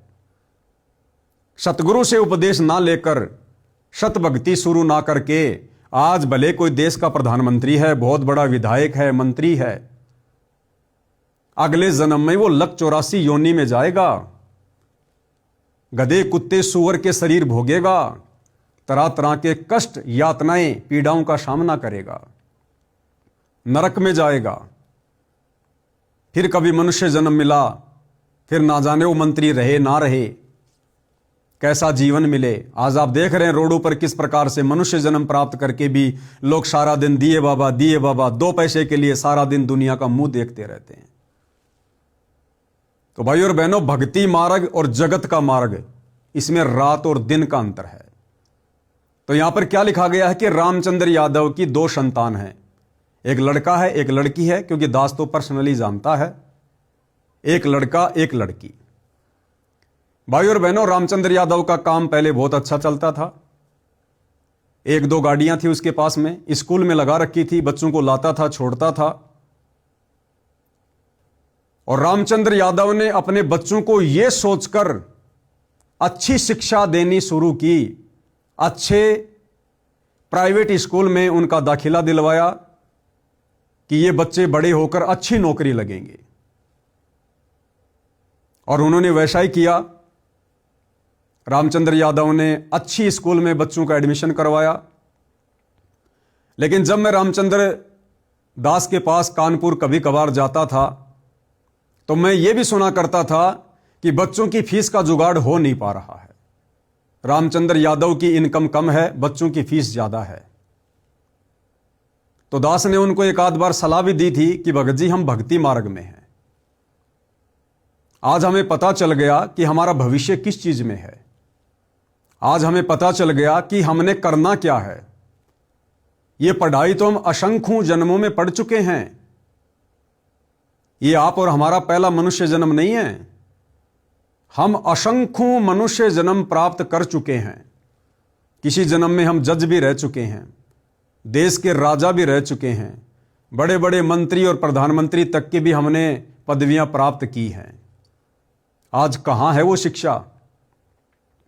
जिस शिक्षा को प्राप्त करके 15-20 वर्ष तक पढ़ाई करके, माता पिता का पैसा खर्च करके, अपना अनमोल समय बर्बाद करके हमने किसी जन्म में जो पढ़ाई पढ़ी और हम बहुत बड़े वकील बन गए, जज बन गए, और उसके बाद जब हमारी मृत्यु हो गई, हमें अगला जन्म मिला, उस जन्म में हमारे को फिर से पढ़ाई पढ़नी पड़ी। अगला जन्म हमारे को गधे का मिला, कुत्ते का मिला, फिर हमें किसने स्कूल में एडमिशन दिलवाया? तो ये जो शिक्षा है, ये तो केवल यहीं तक 2 टाइम की रोजी रोटी का ही साधन है। और ये गारंटी नहीं है कि यदि आप अपने बच्चों को बहुत अच्छा पढ़ाओगे, लिखाओगे, तो आपके बच्चे बहुत बड़ी नौकरी लग जाएंगे। नौकरी लगना भी उनके भाग्य के ऊपर है, उनकी किस्मत के ऊपर है। आज हमारे देश में लगभग 10 करोड़ बच्चे हर साल डिग्रियां लेते हैं। उनमें से मुश्किल से 10 लाख बच्चे नौकरी लगते हैं, मुश्किल से 10 लाख। बाकी लोग क्या करते हैं भाई? तो गुरुदेव भगवान ने हमें सत्संगों में यही बताया, यही समझाया कि बच्चों, नकली शिक्षा को कम करो और जो असली शिक्षा है, जिससे हमारा भविष्य भी सुधरेगा, जिससे हमें मोक्ष भी मिलेगा, हमारा ये लोक भी सुखी रहेगा, हमारा परलोक भी सुखी होगा, वो आध्यात्मिक शिक्षा हमने ज्यादा पढ़नी है। उस आध्यात्मिक शिक्षा को हमने ज्यादा महत्व देना है। सपोज कीजिए भाई और बहनों, आज रामचंद्र यादव अपने बच्चों को पढ़ा रहे हैं। अब बच्चों को भक्ति मार्ग में भगत होने के बावजूद, संत रामपाल जी का तत्व ज्ञान प्राप्त होने के बावजूद, यदि रामचंद्र यादव अपने बच्चों को नौकरी के लिए पढ़ा रहा है, अब कानपुर से बच्चों को स्पेशल दिल्ली में पढ़ाना मकसद जाहिर है नौकरी का, तो भाई और बहनों, ये हमारे ज्ञान की कमी है। हमने अभी भक्ति मार्ग को समझा नहीं है। विचार करो, रामचंद्र यादव अपने बच्चे को दिल्ली में पढ़ा रहा है, साल का कई लाखों रुपया अपने दोनों बच्चों के ऊपर लगा रहा है। सोचिए भाई और बहनों, रामचंद्र यादव का बच्चा या मेरा बच्चा एज ए एग्जाम्पल दास दे रहा है। सोचिए रामचंद्र यादव का बच्चा कल को पढ़ लिख के और बहुत बड़ा कोई अधिकारी बन गया। अधिकारी बनने के 2 महीने बाद किसी बस दुर्घटना में या अन्य किसी कारण से, किसी बीमारी से, हार्ट अटैक से यदि रामचंद्र यादव के बच्चे की मृत्यु हो जाती है, तो विचार करो भाई और बहनों, क्या फायदा दिया उस शिक्षा ने, क्या फायदा दिया उस पढ़ाई लिखाई ने, क्या फायदा दिया उस नौकरी ने, आपको जिसके भविष्य के विषय में पता नहीं। क्या वो नौकरी, क्या वो पढ़ाई आपके बच्चे के जीवन को बचा सकती थी? क्या बच्चे के जीवन को बचाया? नहीं। क्या उस नौकरी ने, उस शिक्षा ने आपके बच्चे के भाग्य में कोई परिवर्तन किया? नहीं। लेकिन सतगुरु रामपाल जी परमेश्वर कहते हैं कि बच्चों, आप अपने बच्चों को सांसारिक पढ़ाई पढ़ाओ, लेकिन केवल उतनी जितनी आवश्यक है, यानी 8वीं 10वीं लास्ट। यदि आप भगत हैं संत रामपाल जी के और तत्व ज्ञान समझ में आ गया है, यदि आप अपने बच्चे को किसी नौकरी के मकसद से पढ़ा रहे हैं, तो आप दुनिया के सबसे बड़े मूर्ख व्यक्ति हैं, सबसे बड़े मूर्ख व्यक्ति। क्योंकि ये पढ़ाई लिखाई, ये शिक्षा, ये अक्षर ज्ञान केवल परमात्मा ने आप और हमें इसलिए दिया कि हम इस कलयुग की बिचली पीढ़ी में, जब हमारे गुरुदेव भगवान हमारे को शास्त्र खोल खोल के दिखाएं, हम उन शास्त्रों को आंखों से देख लें कि वास्तव में भक्ति क्या है, भक्ति मार्ग क्या है, भगवान कौन है, ताकि हमारी आत्मा इस भक्ति और भगवान को स्वीकार कर ले और हम मोक्ष प्राप्त करने के योग्य बने। ये शिक्षा परमात्मा ने हमें नौकरी के लिए नहीं दी थी। नौकरी तो केवल एक लड्डू था जो परमात्मा ने फेंका था, क्योंकि बिना सवारत के इस गंदे लोक में कोई भी अपने बच्चों को नहीं पढ़ाता है। अगर ये नौकरी रूपी लड्डू शिक्षा के बदले में परमात्मा समाज में ना फेंकता, आज कोई भी व्यक्ति अपने बच्चों को नहीं पढ़ाता। और यदि माता पिता अपने बच्चों को नहीं पढ़ाते, तो आज सतगुरु रामपाल जी कैसे शास्त्रों में लिखी सच्चाई अपनी आत्माओं को बताते, समझाते। तो नौकरी केवल एक लड्डू के रूप में परमात्मा ने समाज में फेंका, ताकि नौकरी के चक्कर में, नौकरी के लालच में ये माता पिता अपने बच्चों को पढ़ा दें, शिक्षित उनको करवा दें, और ये शिक्षा फिर सतगुरु रामपाल जी के काम आ जाए। और आप और हमने क्या किया भाई और बहनों, केवल नौकरी को माध्यम बनाकर ही बच्चों को पढ़ाना शुरू कर दिया। और दुनिया भर के सब्जेक्ट जो हमारे किसी मतलब के नहीं, बीरबल, अकबर, बाबर, हुमायूं, पानीपत की लड़ाई, फलानी लड़ाई, हमारे किसी मतलब की नहीं। आज वो टॉपिक हमारे किसी काम नहीं आ रहे हो। तो कहने का मतलब भाई और बहनों, यदि हम भगत हैं संत रामपाल जी के, तत्व ज्ञान समझ में आ रहा है, तो हमने अपने बच्चों को 8वीं 10वीं से ज्यादा नहीं पढ़ाना है। बच्चों को अक्षर ज्ञान हो जाए, थोड़ा बहुत व्यावहारिक ज्ञान हो जाए, बहुत है। अपनी तीनों समय की आरती बच्चा भक्ति बोध हाथ में लेके पढ़ना सीख जाए, समझ जाए। इससे ज्यादा हमने बच्चों को इंजीनियर नहीं बनाना, डॉक्टर नहीं बनाना। हमारा मूल टारगेट क्या है, मूल मकसद क्या है? सतगुरु के ज्ञान को अच्छे से समझकर, मर्यादाओं में रहकर भक्ति करके इस गंदे लोक से बाहर निकलना। हमारा मकसद डॉक्टर बनना, इंजीनियर बनना नहीं है, बड़ी बड़ी कोठी बनाकर अपनी प्रभुता दिखाना नहीं है। गुरुदेव भगवान ने बताया कि ये काम वो करेंगे जो भक्ति नहीं करेंगे। जिसने डॉक्टर बनना है, इंजीनियर बनना है, अधिकारी बनना है, देश चलाना है, ये वो लोग करेंगे जो लोग भक्ति नहीं करेंगे। यदि हमारी बात समझ में आ गई है तो हमने अपनी भक्ति सफल करके इस गंदे लोक से बाहर निकलना है। तो सतगुरु रामपाल जी भगवान ने हमें बताया कि बच्चों को केवल सामान्य शिक्षा दो। नौकरी के मकसद से भगत ने बच्चे को पढ़ाना ही नहीं चाहिए। जगत की सोच और भगत की सोच, इसमें 36 का आंकड़ा होता है, 36 का आंकड़ा। यदि कोई आम जगत का सामान्य व्यक्ति जो संत रामपाल जी के भक्ति विधान से, सत्संगों से अपरिचित है, यदि ये वीडियो देख रहा होगा तो वो यही सोचेगा कि पवनदास तो बड़ा मूर्ख किस्म का प्राणी है, शिक्षा के विरोध में है, नौकरी के विरोध में है। भैया हम शिक्षा के विरोध में नहीं है।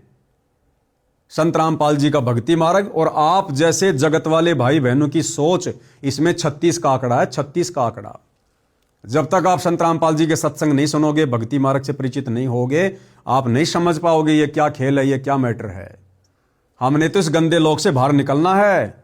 हम ठोकर मारते हैं प्रधानमंत्री की पोस्ट को, हम ठोकर मारते हैं डॉक्टर इंजीनियर की पोस्ट को। हम असंख्य मनुष्य जन्म प्राप्त करके डॉक्टर भी रह चुके हैं, इंजीनियर भी रह चुके हैं, प्रधानमंत्री भी रह चुके हैं, लेकिन हमारी गति नहीं हुई, हमारी दुर्गति हुई। क्योंकि परमात्मा की वाणी है, एक हरि की भक्ति बिन राजा गधा होए, माटी लदे कुमार की घास न डाले कोई। इस पृथ्वी का राजा तो छोड़िए, देवताओं का राजा इंद्र भी मरने के बाद में सीधा गधी की योनि में जाता, गधी की योनि में। तो क्या काम आई वो इंद्र की पदवी, वो राजा की पदवी, वो बड़ी बड़ी डिग्रियां हमारे। तो भाई और बहनों, आप और हमने इस पचड़े में बिल्कुल नहीं पढ़ना है। और यदि कोई व्यक्ति पढ़ रहा है और साथ में सतगुरु रामपाल जी का भगत है और मर्यादा में रहकर भक्ति कर रहा है, तो भाई और बहनों, इस मर्यादित भक्ति के कारण सतगुरु रामपाल जी, यदि भगत के भाग्य में मृत्यु होनी है, एक्सीडेंट होना है, परमात्मा उसको भी टाल देगा। तो बताओ कौन सी शिक्षा ज्यादा महत्वपूर्ण है, ये रोजी रोटी वाली, नौकरी पेशे वाली शिक्षा या सतगुरु रामपाल जी की भक्ति वाली आध्यात्मिक शिक्षा? तो आप और हमने तो सतगुरु रामपाल जी वाली आध्यात्मिक शिक्षा को ज्यादा महत्व देना है। अब रामचंद्र यादव के दोनों बच्चे या अन्य बहुत सारे भगत भाई बहन होंगे जो सतगुरु रामपाल जी के भक्ति मार्ग को अच्छे से ना समझकर अपने बच्चों को किताबी कीड़ा बना के रखे हैं। दिन रात उनको कहते हैं पढ़ो पढ़ो पढ़ो, अच्छे नंबर लाओ, नौकरी लगो, नौकरी लगो। अब विचार करो भाई और बहनों, हमने करवाना क्या चाहिए था बच्चों से, हम करवा क्या रहे हैं। ये लास्ट का समय चल रहा है। सतगुरु रामपाल जी ज्यादा दिन के मेहमान नहीं है इस पृथ्वी लोक में। और जिस दिन सतगुरु रामपाल जी के पावन चरण कमल इस पृथ्वी लोक से चले जाएंगे, यानी जिस दिन सतगुरु रामपाल जी लीला समाप्त करके सतलोक चले जाएंगे, उसी दिन से मोक्ष मार्ग बंद, केवल भक्ति मार्ग चलेगा। हजारों साल मनुष्य जन्म प्राप्त करते रहो, भक्ति करते रहो, सुख प्राप्त करते रहो, मोक्ष नहीं मिलेगा। अगर सतलोक जाना है, पूर्ण मोक्ष प्राप्त करना है, तो सतगुरु रामपाल जी की भक्ति मर्यादा में रहकर इस कदर अपने गुरु को प्रसन्न करो कि धरती पर रहते सहते गुरु तुम्हें सतलोक भेज दे। अन्यथा सतगुरु के सतलोक जाने के बाद मोक्ष की उम्मीद मत करना। तो इस ज्ञान को आधार बनाकर हमने बच्चों को क्या शिक्षा दिलवानी थी? आध्यात्मिक शिक्षा। आज उन भगत भाई बहनों के बच्चे, जिन बच्चों को रोजी रोटी के मकसद से, नौकरी के मकसद से वो पढ़ा रहे हैं, बड़ी बड़ी स्कूलों में बड़ी बड़ी कोचिंग करवा रहे हैं, महंगी महंगी फीस दे रहे हैं। अब विचार करो भाई और बहनों, बच्चे क्या पढ़ रहे हैं? बच्चे क्या पढ़ रहे हैं वहां? 10-10, 12-12 घंटे उन कागज के टुकड़ों में अपनी आंखें काली कर रहे हैं। पानीपत की लड़ाई कब हुई, कुरुक्षेत्र की लड़ाई कब हुई, सोमनाथ का मंदिर किसने लूटा, अकबर कौन था, बीरबल कौन था, बाबर कौन था, कौन सी लड़ाई कौन से साल में लड़ी गई। अरे हमारे क्या काम आएंगी ये चीजें? 10-12 घंटे उन फालतू के टॉपिक के ऊपर हम अपने बच्चों का अनमोल समय और एक एक बेशकीमती श्वासें बर्बाद करवा रहे हैं। वो समय हमने परमात्मा की भक्ति में लगवाना है, परमात्मा की भक्ति में। आज आप अपने बच्चों को कह रहे हो बच्चों पढ़ो पढ़ो, और जितना ज्यादा बच्चे उन कागज के टुकड़ों में आंखें काली कर रहे हैं, आप बड़े प्रसन्न होते हैं। मेरा बेटा रोजाना 10 घंटे पढ़ता है, रात को जब आंख खुल जाती है तुरंत पढ़ने में लग जाता है। और भक्ति आप अपने बच्चे से 1 घंटे भी ढंग से नहीं करवा रहे, 1 घंटे भी, तो आप भी परमात्मा के दोषी बन रहे हैं।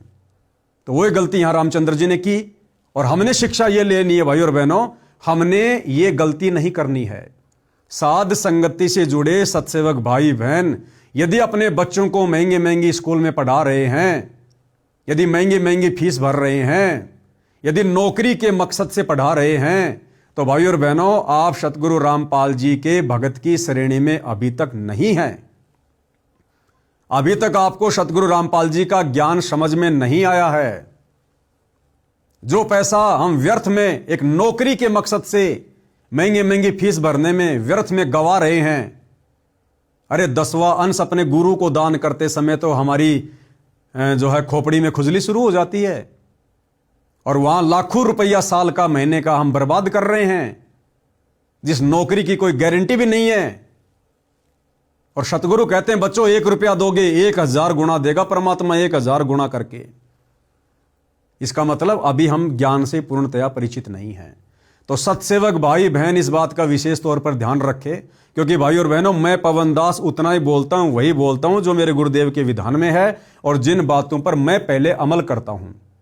मैंने अपने बड़े लड़के को केवल 10वीं तक पढ़ाया, छोटे लड़के को केवल 7वीं तक पढ़ाया, और मेरे भाई के 2 बच्चे मेरे साथ में रहते हैं। उनकी माताजी की मृत्यु के बाद दोनों बच्चे मुश्किल से 2री या 3री, बस इससे ज्यादा स्कूल में नहीं गए, और अच्छे से पढ़ते हैं, नित्य नियम करते हैं, कोई दिक्कत नहीं है। 12वीं कक्षा का बच्चा भी इतनी अच्छी हिंदी नहीं पढ़ता होगा जितनी अच्छी हिंदी बच्चे मेरे भाई के लड़के जो परमात्मा के भगत हैं, एक लड़का एक लड़की जो वर्तमान में पढ़ रहे हैं और परमात्मा की भक्ति कर रहे हैं, उन कागज के टुकड़ों में स्कूल कॉलेज में जाकर अपनी आंखें खराब नहीं कर रहे। अरे क्या बताया गुरुदेव ने हमें, कहता हूं कहीं जात हूं कहूं बजाकर ढोल। ये ढोल बजाने वाली बात क्यों कही परमात्मा ने वाणी में, कि मूर्ख किस्म के प्राणी मेरे सत्संगों को सीरियस नहीं लेते, हल्के में ले रहे हैं। इसलिए परमात्मा कहते हैं कहता हूं कहीं जात हूं कहूं बजाकर ढोल, कि मैं चिल्ला चिल्ला के कह रहा हूं, नादानो चीख चीख के कह रहा हूं।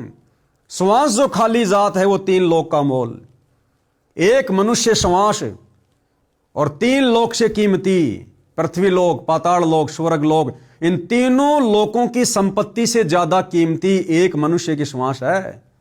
अब सोचिए आप अपने बच्चों को उस नौकरी के लालच में आप कहां लेकर जा रहे हैं, कितना समय और श्वासें बर्बाद करवा रहे हैं। ये समय और श्वासें क्यों दिए थे परमात्मा ने? भक्ति के लिए। आगे चल के रोना पड़ेगा, पछताना पड़ेगा, गया हुआ समय फिर कभी लौट कर वापस नहीं आता। तो यह गलती भाई और बहनों साथ संगति से जुड़े भगत भाई बहनों ने बिल्कुल भी नहीं करनी है। 8वीं 10वीं से ज्यादा बच्चों को मत पढ़ाओ, नौकरी का मकसद अपने दिलो दिमाग से निकाल दो। आने वाले समय में नौकरियां नहीं है, ये तुम्हारी व्यर्थ की पढ़ाई व्यर्थ में जाएगी। ये तुम्हारी डिग्रियां जो आज तुम लेके खुश हो रहे हो, प्रसन्न हो रहे हो, ये डिग्रियां तुम लोगों ने आग के हवाले करनी पड़ेंगी, जलानी पड़ेंगी, फाड़नी पड़ेगी।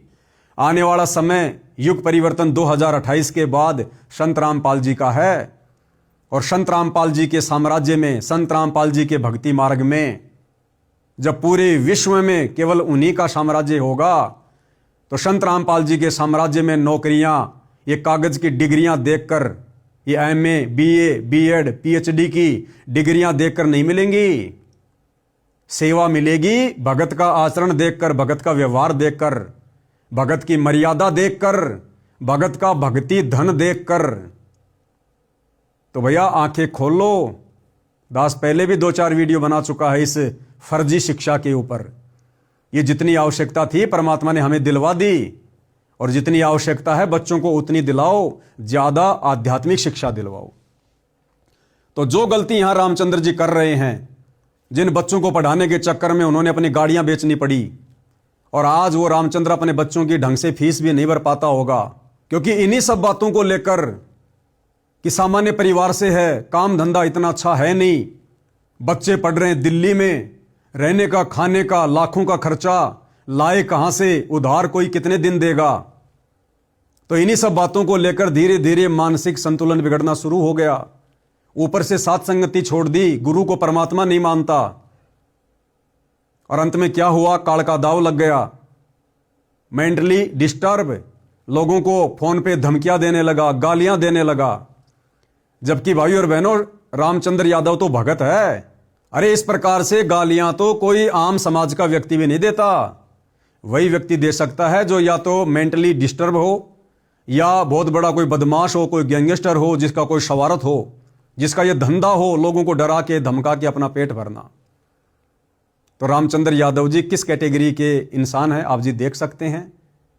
इन्हीं बच्चों की मोटी मोटी फीस भरने के चलते, व्यर्थ में, बिना ज्ञान के, और धीरे धीरे मेंटली डिस्टर्ब, और संत रामपाल जी का भगत होने के बावजूद भगत के मुख से तो सत साहिब निकलना चाहिए, जयबंदी छोड़ के निकलनी चाहिए।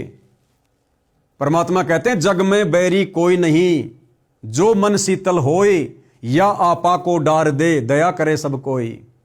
परमात्मा तो हमें यह शिक्षा देते हैं। फिर ये गाली निकालने की आदत कहां से लगी?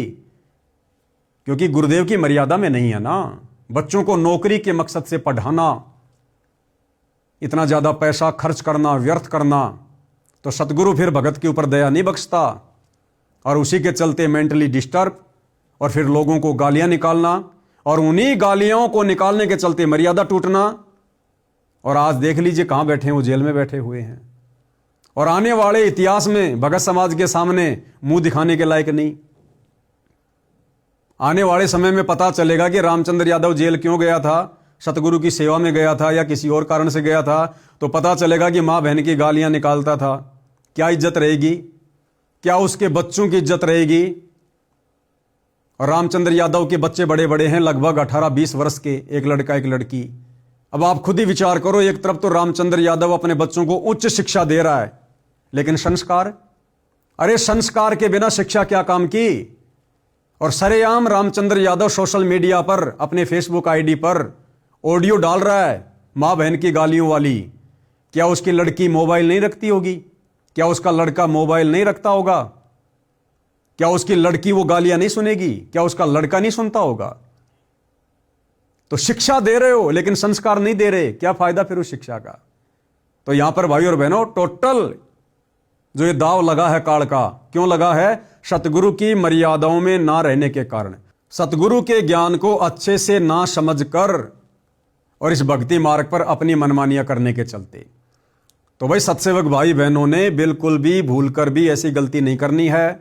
इस प्रकार की घटनाओं के माध्यम से केवल हमने शिक्षा लेनी है, शिक्षा, केवल शिक्षा।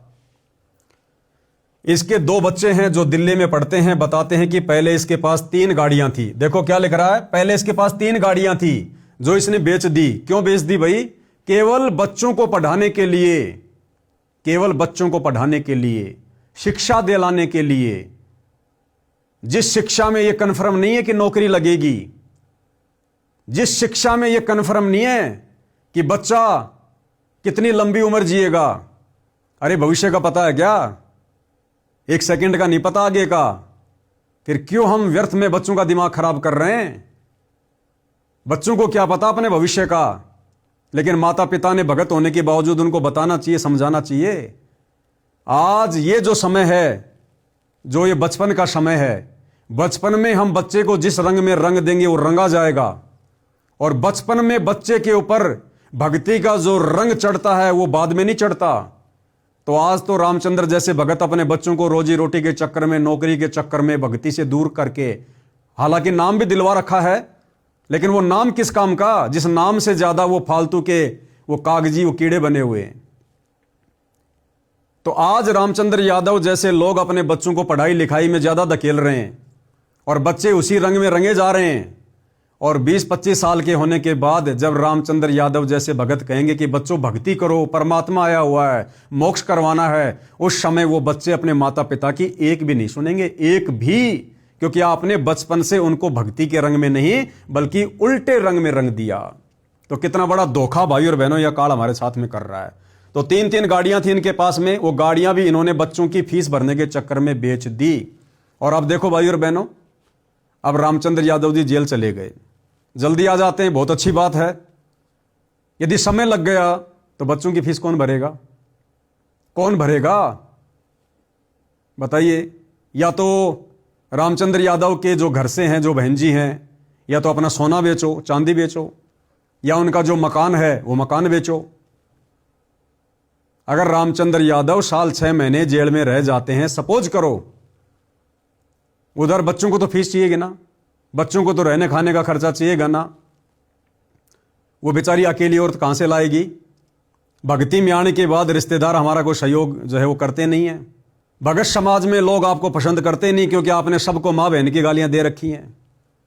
अब वो अकेली औरत इतना खर्चा कहां से उठाएगी?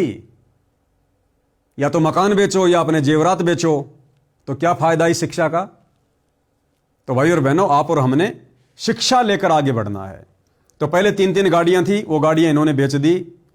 अब ई रिक्शा ही कमाई का एकमात्र जरिया है। यूपी में मामले दर्ज हैं। उनको धमकाया जिन्होंने रामपाल का साथ नहीं दिया।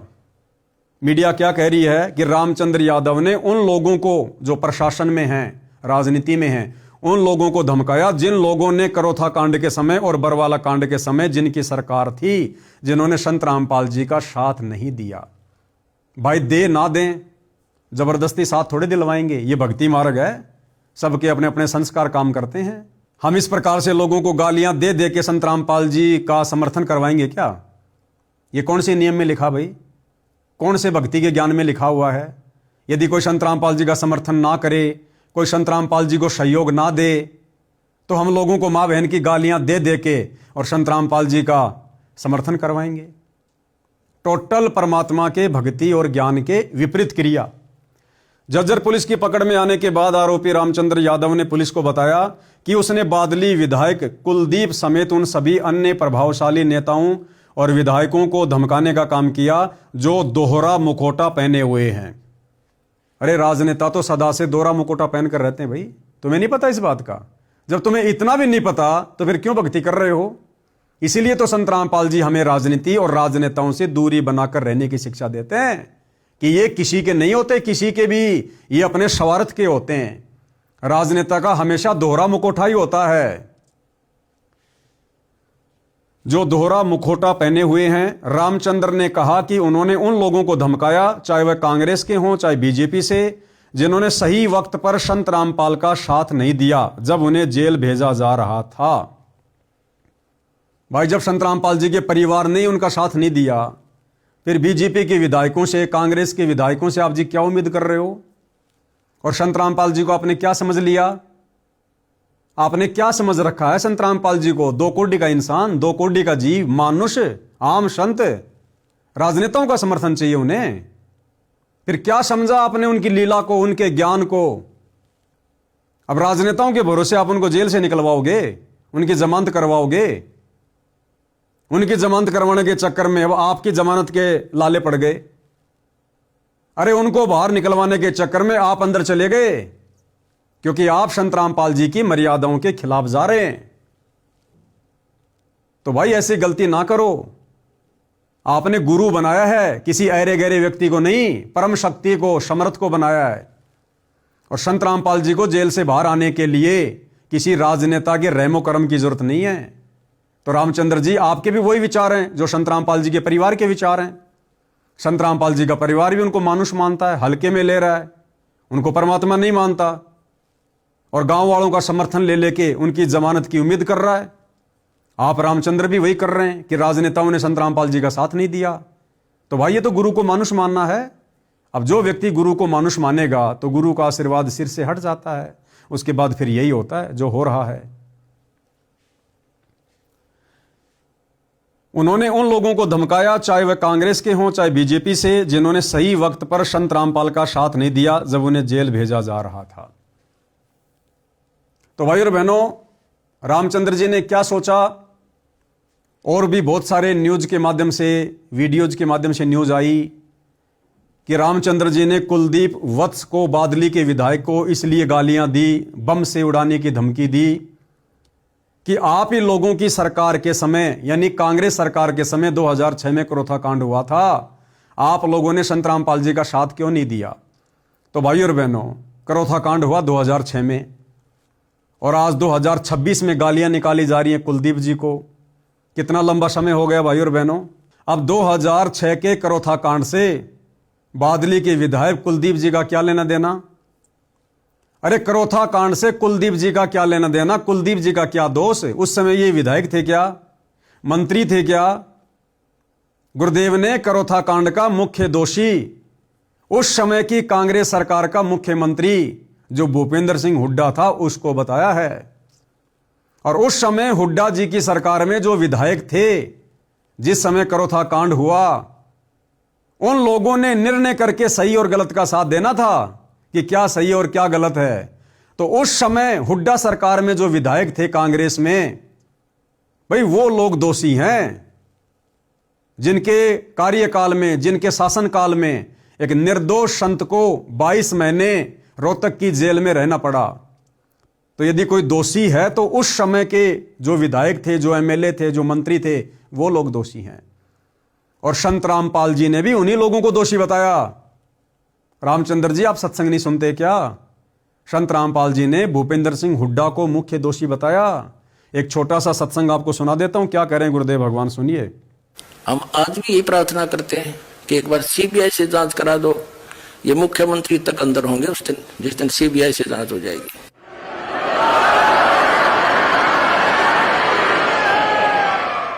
ये मुख्यमंत्री हरियाणा श्री भूपेंद्र सिंह जी का इसमें मेन रोल है। ये नाम आक्रमणकारियों के नाम देता है ये व्यक्ति।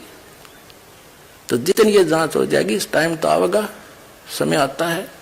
सदा हमारे बुरे दिन थोड़े रहेंगे, कदे तो सुनेगा हमारी भी दिन होगी परमात्मा।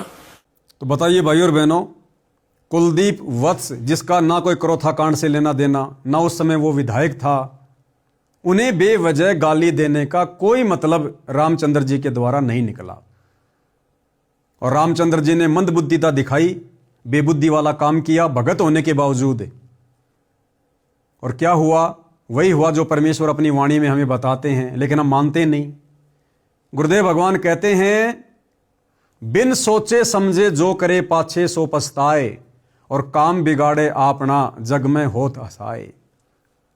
यानी खुद भी कष्ट उठाएगा और जगत में बदनामी का कारण भी बनेगा। तो रामचंद्र जी ने जेल जाकर खुद भी ये आफत मोल ली, अपनी बेइज्जती करवाई, अपनी बदनामी करवाई, और साथ साथ अपने गुरुदेव भगवान की भी बदनामी करवाई, उनको भी निंदा का पात्र बनाया कि ये हैं संत रामपाल जी के परम भगत, ये हैं संत रामपाल जी के भगत। ऐसा समाज तैयार कर रहे हैं संत रामपाल जी। तो व्यर्थ में बदनामी संत रामपाल जी की। दोषी कौन हुआ? रामचंद्र यादव। तो भाई और बहनों, आप और हमने इस प्रकार की घटनाओं से शिक्षा लेनी है। देखो, ये भक्ति मार्ग पक्ष और विपक्ष से दूर निष्पक्षता का है। गुरुदेव क्या कहते हैं हमें कि पक्षा पक्षी के कारण सब जग रहा भुलान। पक्षा पक्षी यानी पक्ष और विपक्ष के चक्कर में पड़कर पूरा संसार एक दूसरे का दुश्मन बना हुआ है, राग द्वेष ईर्ष्या में सड़ रहा है। लेकिन भगत के लिए परमात्मा गुरुदेव भगवान हमें क्या शिक्षा दे रहे हैं कि पक्षा पक्षी के कारण सब जग रहा भुलान, निष्पक्ष होके हरि भजय वो है संत सुजान। अगर रामचंद्र यादव जी ने अपने गुरु को परमात्मा मान लिया हृदय से, सतलोक आश्रम कमेटी की तरह जुबान से भगवान कहने से, परमात्मा कहने से बात नहीं बनती। मकान के आगे पोस्टर लगा देना कि इस घर में कोई बीड़ी गुटखा वाला अंदर प्रवेश ना करे, इससे बहुत बड़ा कोई भगत साबित नहीं हो जाता है। अपनी गाड़ी में, अपनी ई रिक्शा में किसी बीड़ी सिगरेट पीने वाले को बैठने नहीं देना, इससे बहुत बड़ा कोई भगत साबित नहीं हो जाता है। हजारों सतलोक आश्रम से जुड़े भक्तों के घरों के बाहर भी इस प्रकार के पोस्टर आपको मिल जाएंगे। लेकिन आज वो लोग क्या कर रहे हैं? वो खुद ही मर्यादा में नहीं है, बात बात पर राजनीति करके अपने गुरु को दुखी कर रहे हैं। गुरु के रहते सहते कागज के टुकड़े दाढ़ी मूंछ वाले कबीर को भगवान मानकर पूज रहे हैं, व्यभिचारणी भक्ति कर रहे हैं। तो इन बातों से कुछ नहीं होता भाई। परमात्मा कहते हैं भक्ति की गति कुछ और है, इस ज्ञान की समझ कुछ और है। तो रामचंद्र यादव जी हो चाहे कोई भी हो, भाई और बहनों, इस भक्ति मार्ग में परमात्मा की वाणी के अनुसार हमने चलना है कि पक्षा पक्षी के कारण सब जग रहा भुलान, निष्पक्ष होके हरि भजय वो संत सुजान। भगत ने हमेशा हर किसी के साथ निष्पक्षता वाला रवैया अपनाना है। परमात्मा कहते हैं कबीर खड़ा बाजार में मांगे सबकी खैर, ना कहूं से दोस्ती ना कहूं से बैर। तो हमने यहां पर राग द्वेष ईर्ष्या नहीं पालनी है, किसी को अपना मित्र या किसी को अपना शत्रु नहीं समझना है। चाहे किसी कांग्रेस की विधायक की गलती हो करौथा कांड में, या किसी बीजेपी के विधायक की गलती हो बरवाला कांड में, भाई इन बातों का निर्णय परिणाम आने वाले समय में हो जाएगा। परमात्मा धरती पर है, जिसकी जैसी भूमिका, चाहे भगत हो, चाहे संत रामपाल जी के परिवार का सदस्य हो, चाहे कोई राजनेता हो, जिस व्यक्ति की जैसी भूमिका करौथा कांड में या बरवाला कांड में है, उस व्यक्ति को समय आने पर परमात्मा के भक्ति विधान के अनुसार ऑटोमेटिक फल मिलेगा। हम केवल लोगों को प्यार प्रेम से समझा सकते हैं, बता सकते हैं कि अभी भी समय है, अपनी गलतियों में सुधार कर लो, परम संत से माफी मांग लो, भक्ति पे लग जाओ। हम केवल इतना ही संदेशा दे सकते हैं। और क्या क्या आपने फायदा ले लिया? आप रामचंद्र जी, जब आपको झज्जर के थाने में लेकर आया गया, आपने सफाई देते हुए क्या कहा कि मेरा मकसद गाली निकालने का यह था कि लोगों का ध्यान बरवाला कांड जैसी, करौथा कांड जैसी घटना के प्रति हो। तो यह तरीका है क्या? लोगों को गालियां दे दे के हम बरवाला कांड की तरफ उनका ध्यान आकर्षित करेंगे क्या? मान लो आपने ध्यान तो आकर्षित कर दिया, लेकिन गालियां निकालकर खुद अपनी मर्यादा तोड़ दी, तो खुद का तो आत्म कल्याण हुआ ही नहीं, फिर दुनिया को जगाने का क्या फायदा? और यह परमात्मा के कौन से विधान में है? अगर गाली निकालने से आप रामचंद्र जी के अनुसार दुनिया का ध्यान बरवाला कांड की तरफ आकर्षित होगा, तो फिर 2-4 का मर्डर कर दो ना। अरे यूपी में तो बड़ी आसानी से बंदूकें मिल जाती हैं, देसी कट्टे मिल जाते हैं, हम देखते हैं आए दिन अखबारों में। तो लेके कोई देसी कट्टा आप रामचंद्र जी, आप जी के विचारों के अनुसार 2-4 लोगों को मार दो। अगर गाली निकालने से लोगों का ध्यान बरवाला कांड की तरफ आकर्षित होगा, तो 2-4 का मर्डर कर देने से तो बहुत जल्दी आकर्षित होगा। लेकिन आपको भी अच्छे से पता है कि क्या करने से होगा और क्या करने से नहीं होगा। तो आपने जो भी कुछ किया रामचंद्र जी, ये आपने काल प्रेरणा से किया, क्योंकि आप जी मर्यादा में नहीं हैं। अभी भी समय है। हम साथ संगति से जुड़े भाई बहन आपसे प्रार्थना करेंगे, यदि ये वीडियो आपके परिवार वाले देख रहे हैं, तो जेल में जब वो आपकी मिलाई पर जाएं तो आप जी को संदेशा दे सकते हैं, यदि उचित समझें तो। भाई हम मोक्ष प्राप्ति के लिए संत रामपाल जी से जुड़े हैं, दुनिया को डराने के लिए, धमकाने के लिए नहीं जुड़े। और ना ये तरीके संत रामपाल जी के भक्ति मार्ग में जायज़ हैं। तो विनती करेंगे अभी भी सतगुरु रामपाल जी से, अपने द्वारा किए गए भक्ति विरुद्ध कार्यों की हृदय से क्षमा याचना मांगे, और आगे से भाई एक भगत बनने की दिशा में 2 कदम आगे बढ़ाओ। भगत बनने की दिशा में अपने ऊपर दाग ना लगवाओ। इतिहास बन रहा है, इतिहास। और सतगुरु रामपाल जी इस प्रकार के कुकृत्यों से प्रसन्न नहीं होते। ये समर्थ हैं, सतगुरु हैं, अपने हिसाब से गए हैं। संत अगर जेल में गया है, अगर सामान्य संत है तो छोड़ दो, फिर क्यों भक्ति कर रहे हो? और तुम्हें लगता है कि मेरा गुरु भगवान है, तो जेल में जाने का फिर कोई मकसद होगा ना? अपने हिसाब से आएगा ना, फिर जो कार्य कर रहा है फिर अपने हिसाब से करेगा ना। फिर हम क्यों उनकी लीला में, उनके मिशन में बीच में टांग अड़ा रहे हैं? हम वो करें जितना उन्होंने हमें शिक्षा दी है, दीक्षा दी है, समझाया है। जिस अज्ञान और पाखंड को समाप्त करने के लिए गुरुदेव ने जो बीड़ा उठाया है, जो संघर्ष उन्होंने किया है, हम उनके पद चिन्हों पर चलते हुए वो कार्य करें, उनका ज्ञान प्रचार करें, भ्रमित भगत समाज को ज्ञान के आधार से सीधे रास्ते लाएं, समझाएं। हमने ये कार्य करना चाहिए। तो भाई और बहनों, ध्यान रखना, ये सतगुरु रामपाल जी का निष्पक्ष भक्ति मार्ग है। यहां सतगुरु रामपाल जी भी अपने उस भगत का साथ छोड़ देते हैं जो भगत उनकी मर्यादाओं से हटकर और इस भक्ति मार्ग पर चलने का जो प्रयास करेगा। तो किसी भी प्रकार से आप और हमने निकट भविष्य में गलतियां नहीं करनी है। जो गलतियां आए दिन काल प्रेरणा से मर्यादा तोड़कर सतगुरु रामपाल जी के बेटा बेटी भाई बंधु रिश्तेदार कर रहे हैं, सतलोक आश्रम कमेटी कर रही है और रामचंद्र जी जैसे भगत कर रहे हैं। बाकी कानपुर वाले रामचंद्र जी से मेरा पवन दास का या किसी भी साथ संगति से जुड़े भाई बहन का किसी भी प्रकार का कोई मनमुटाव नहीं है। मैंने सन 2015 से 2020 तक जब रामचंद्र जी साथ संगति में थे, हमारे साथ में थे, बहुत अच्छी सेवा कर रहे थे। उसके बाद जब से उन्होंने साथ संगति को छोड़ा है, तब से आप जी देख रहे हैं उनके व्यवहार में, उनके आचरण में कैसा परिवर्तन आ गया। बात बात पे लोगों को गालियां देना, डराना, धमकाना, छोटी छोटी बातों पे गुस्सा हो जाना, सामने वाले की बातें ना सुनना, अपनी अपनी बकवाद करना, साथ संगति से हटने के कारण। तो हम तो फिर से रामचंद्र जी से विनती करेंगे, प्रार्थना करेंगे, भैया वापस मुख्य धारा में आ जाओ, गुरुदेव भगवान से हाथ जोड़ के क्षमा याचना मांग लो। कुछ नहीं रखा इन फालतू की चीजों में। भक्ति बन गई, मोक्ष हो गया तो ठीक है, नहीं अगले जन्म में गधे कुत्ते सुअर बनकर यही नाक रगड़ेंगे। क्या लगा फिर हमारे हाथ में अगर सतगुरु नाराज हो गया तो भाई और बहनों, कहने और बताने को तो और भी बहुत सारी बातें हैं, लेकिन हम वीडियो को ज़्यादा लंबा नहीं लेंगे। हालांकि जिस समय ये वीडियो बहुत सारे लोगों ने अपने YouTube चैनल पर चलाया कि रामचंद्र यादव पकड़ा गया, रामचंद्र यादव पकड़ा गया, तो सतलोक आश्रम से जुड़े भाई बहनों को बड़ी खुशी हो रही थी। कमेंट्स कर रहे थे, वेरी नाइस, बहुत अच्छा हुआ, बहुत अच्छा हुआ जो रामचंद्र यादव को, गुरुद्रोही को जेल में डाल दिया। अरे भैया, आप सतलोक आश्रम से जुड़े भक्तों को इस प्रकार के कमेंट्स, इस प्रकार की बातें शोभा नहीं देती।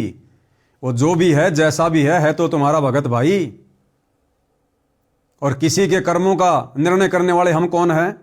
हम केवल समझा सकते हैं, जैसे ये पवन दास वीडियो बना बना के समझाता है।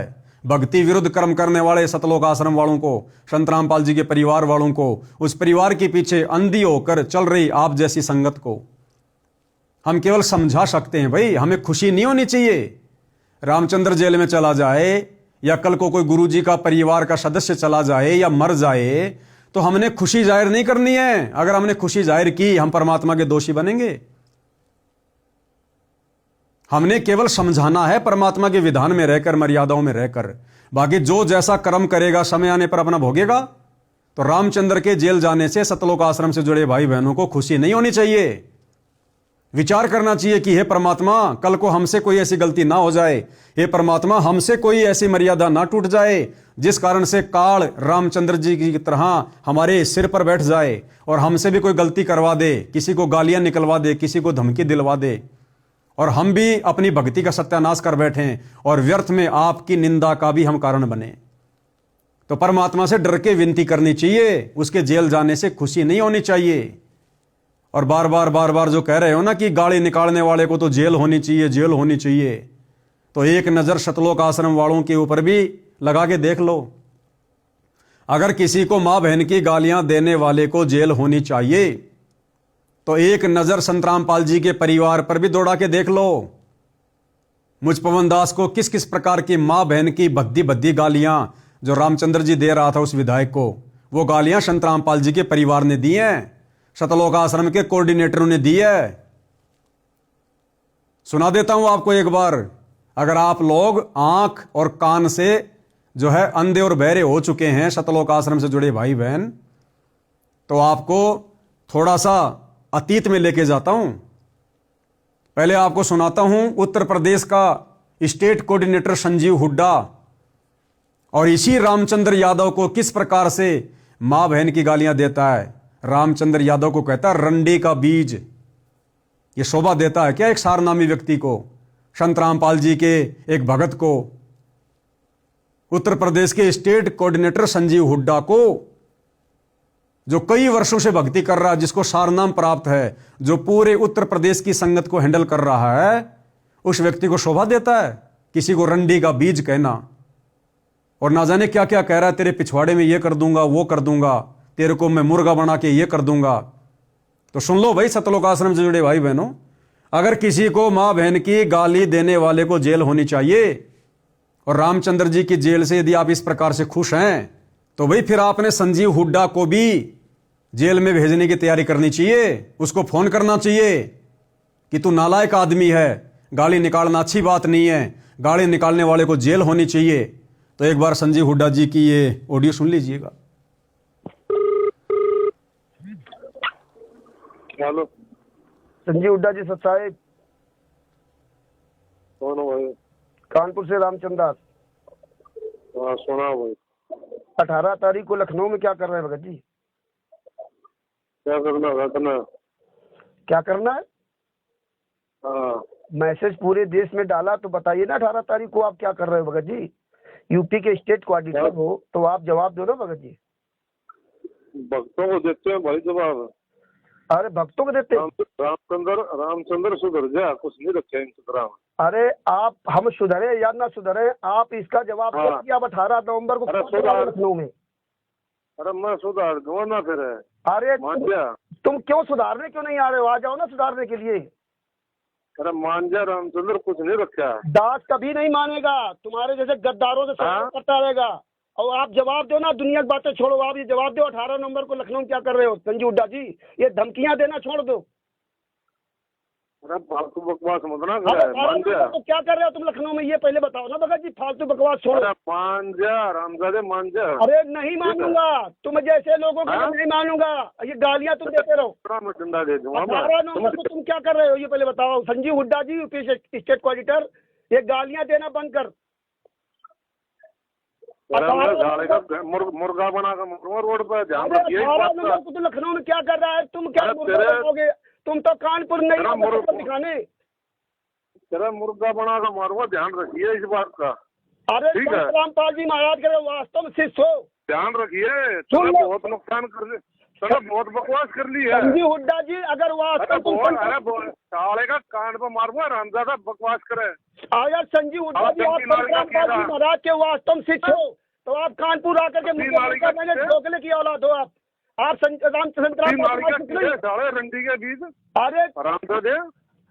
बहुत यही हाँ? परमात्मा ने ज्ञान दिया ना, यही परमात्मा ने ज्ञान दिया है संजीव हुड्डा जी। इतने यूपी के कितने बाप है तेरे?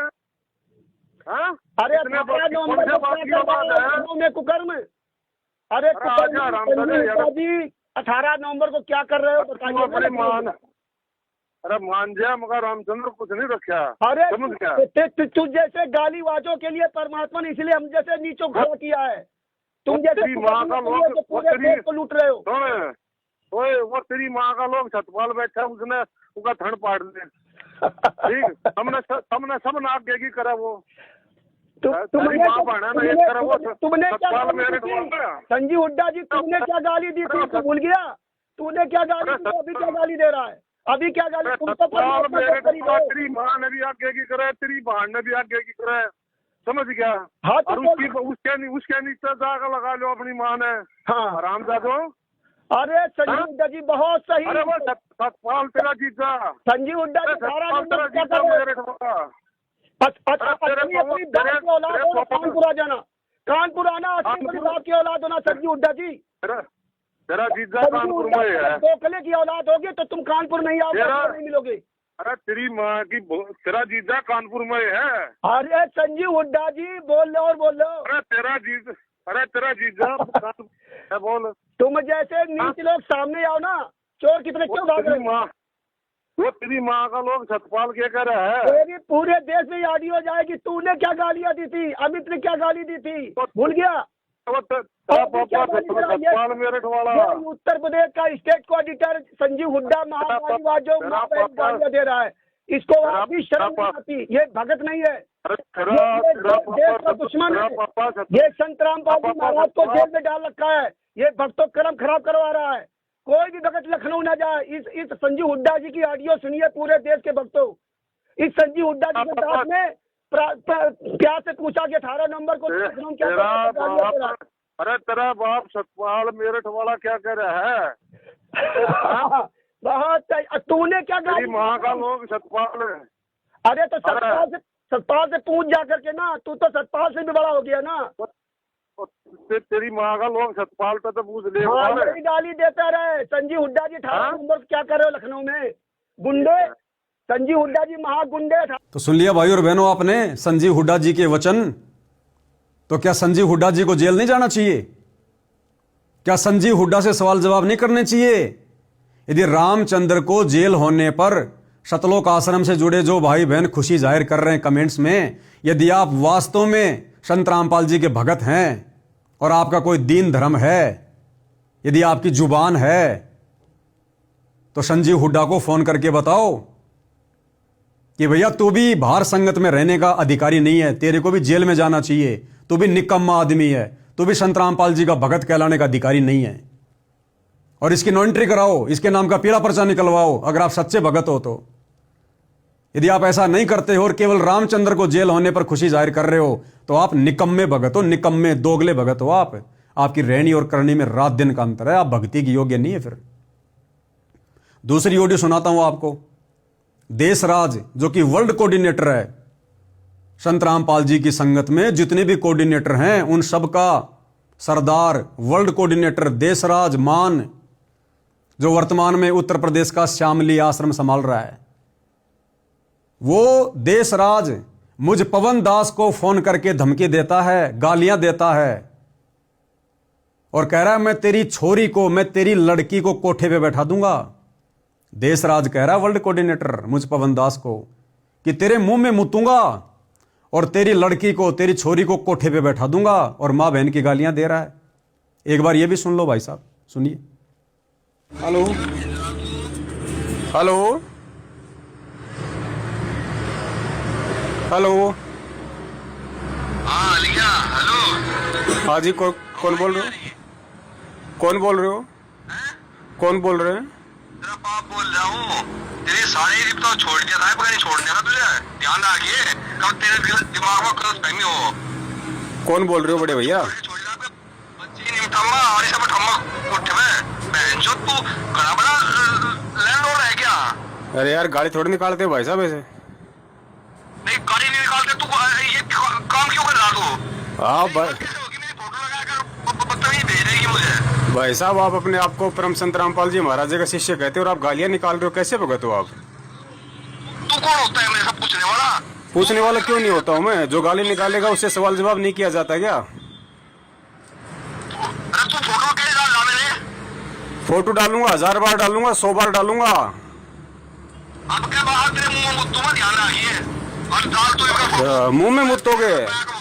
ध्यान रख। मुंह में मुतोगे क्या? कौन है वो दिखे?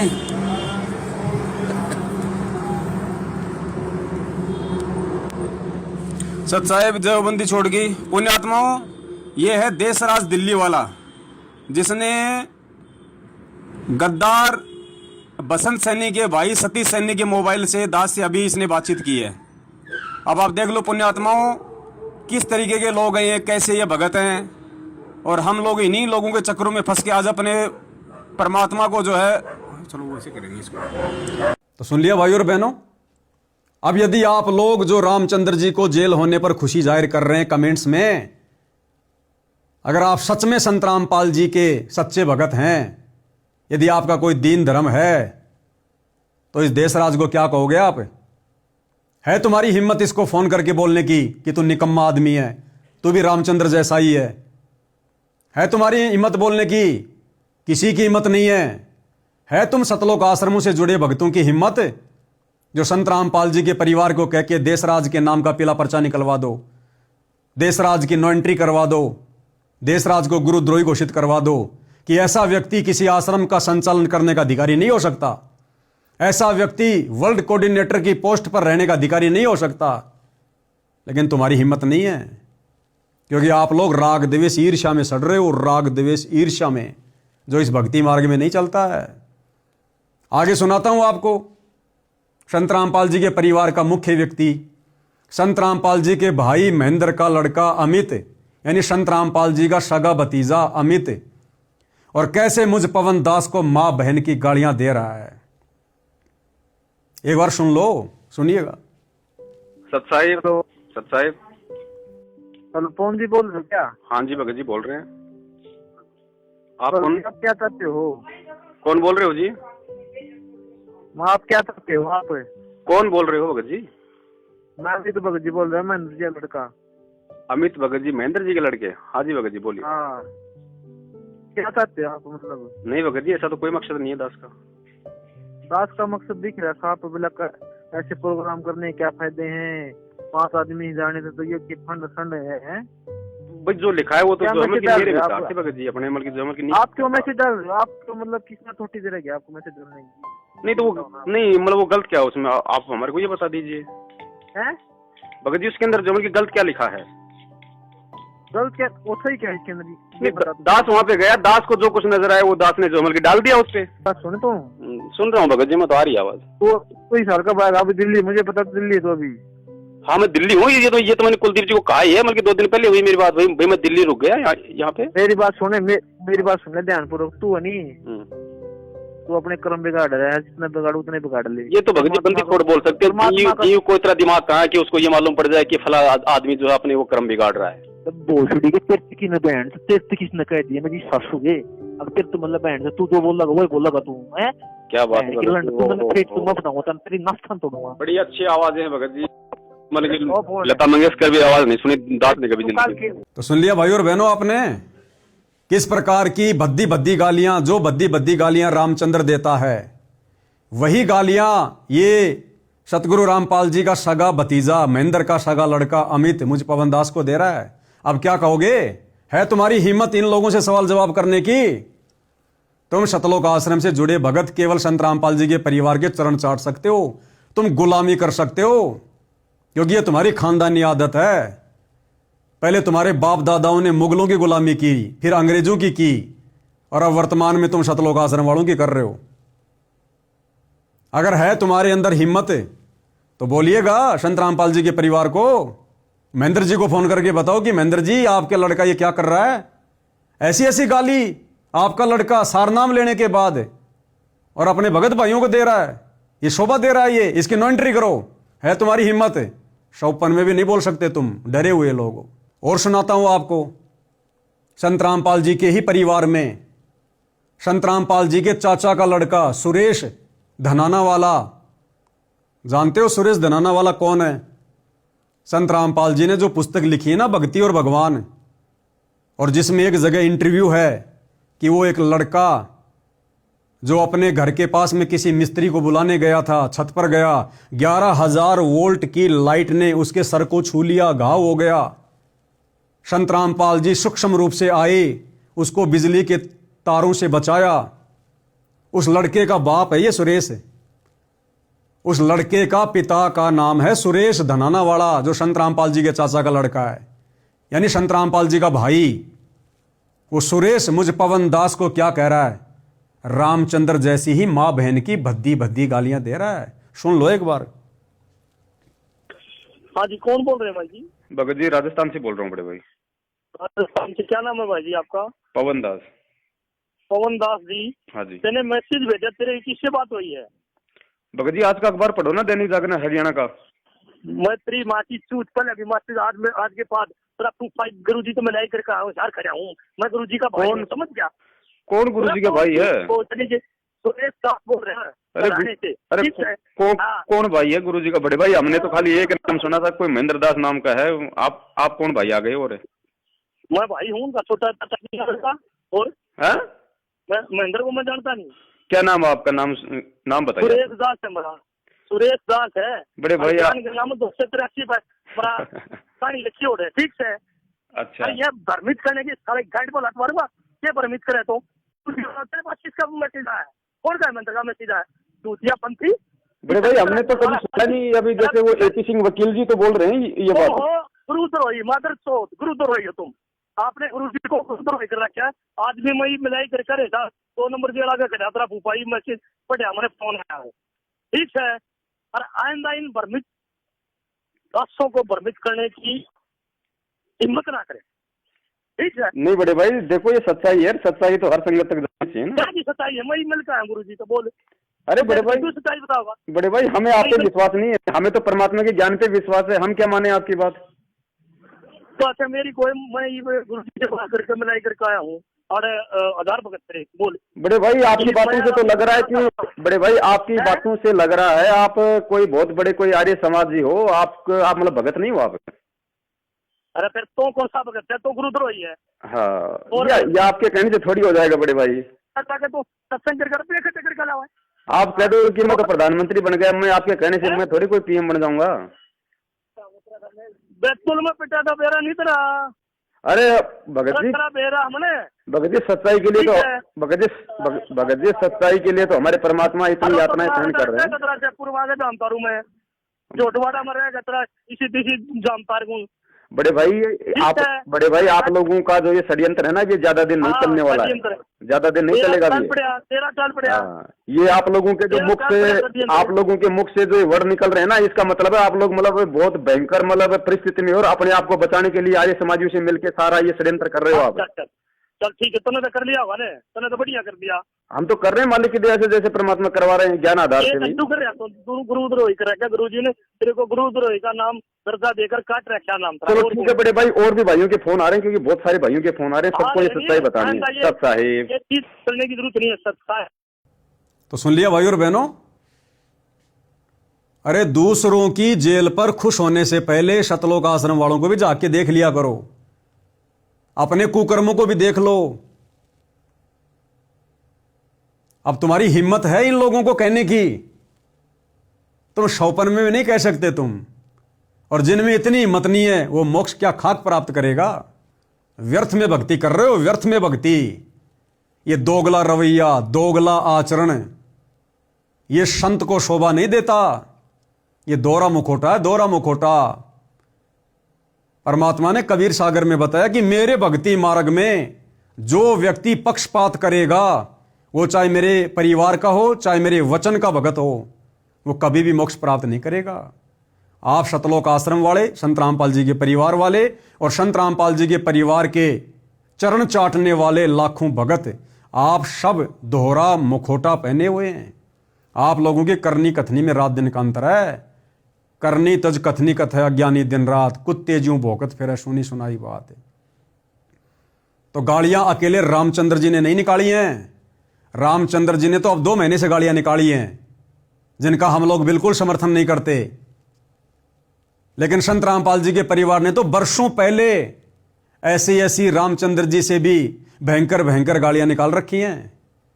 तो इनके विषय में जरा सोच लेना, विचार कर लेना। भगत हो तो भगत बनो, अगर नहीं हो तो समझो इस ज्ञान को अच्छे से, इस मार्ग को समझो, मिशन को समझो। संत रामपाल जी के परिवार के इन्हीं कुकर्मों के चलते, इनकी ऐसी हरकतों के चलते ये बरवाला कांड हुआ। और संत रामपाल जी अब इस गंदगी को, अपने परिवार रूपी गंदगी को, कोऑर्डिनेटर रूपी गंदगी को, और संगत में जो गंदगी है जो उनके ज्ञान को नहीं समझ पाई, इस गंदगी को वो परमात्मा हिसार जेल में बैठकर इस अग्नि परीक्षा के समय में धीरे धीरे साफ कर रहा है।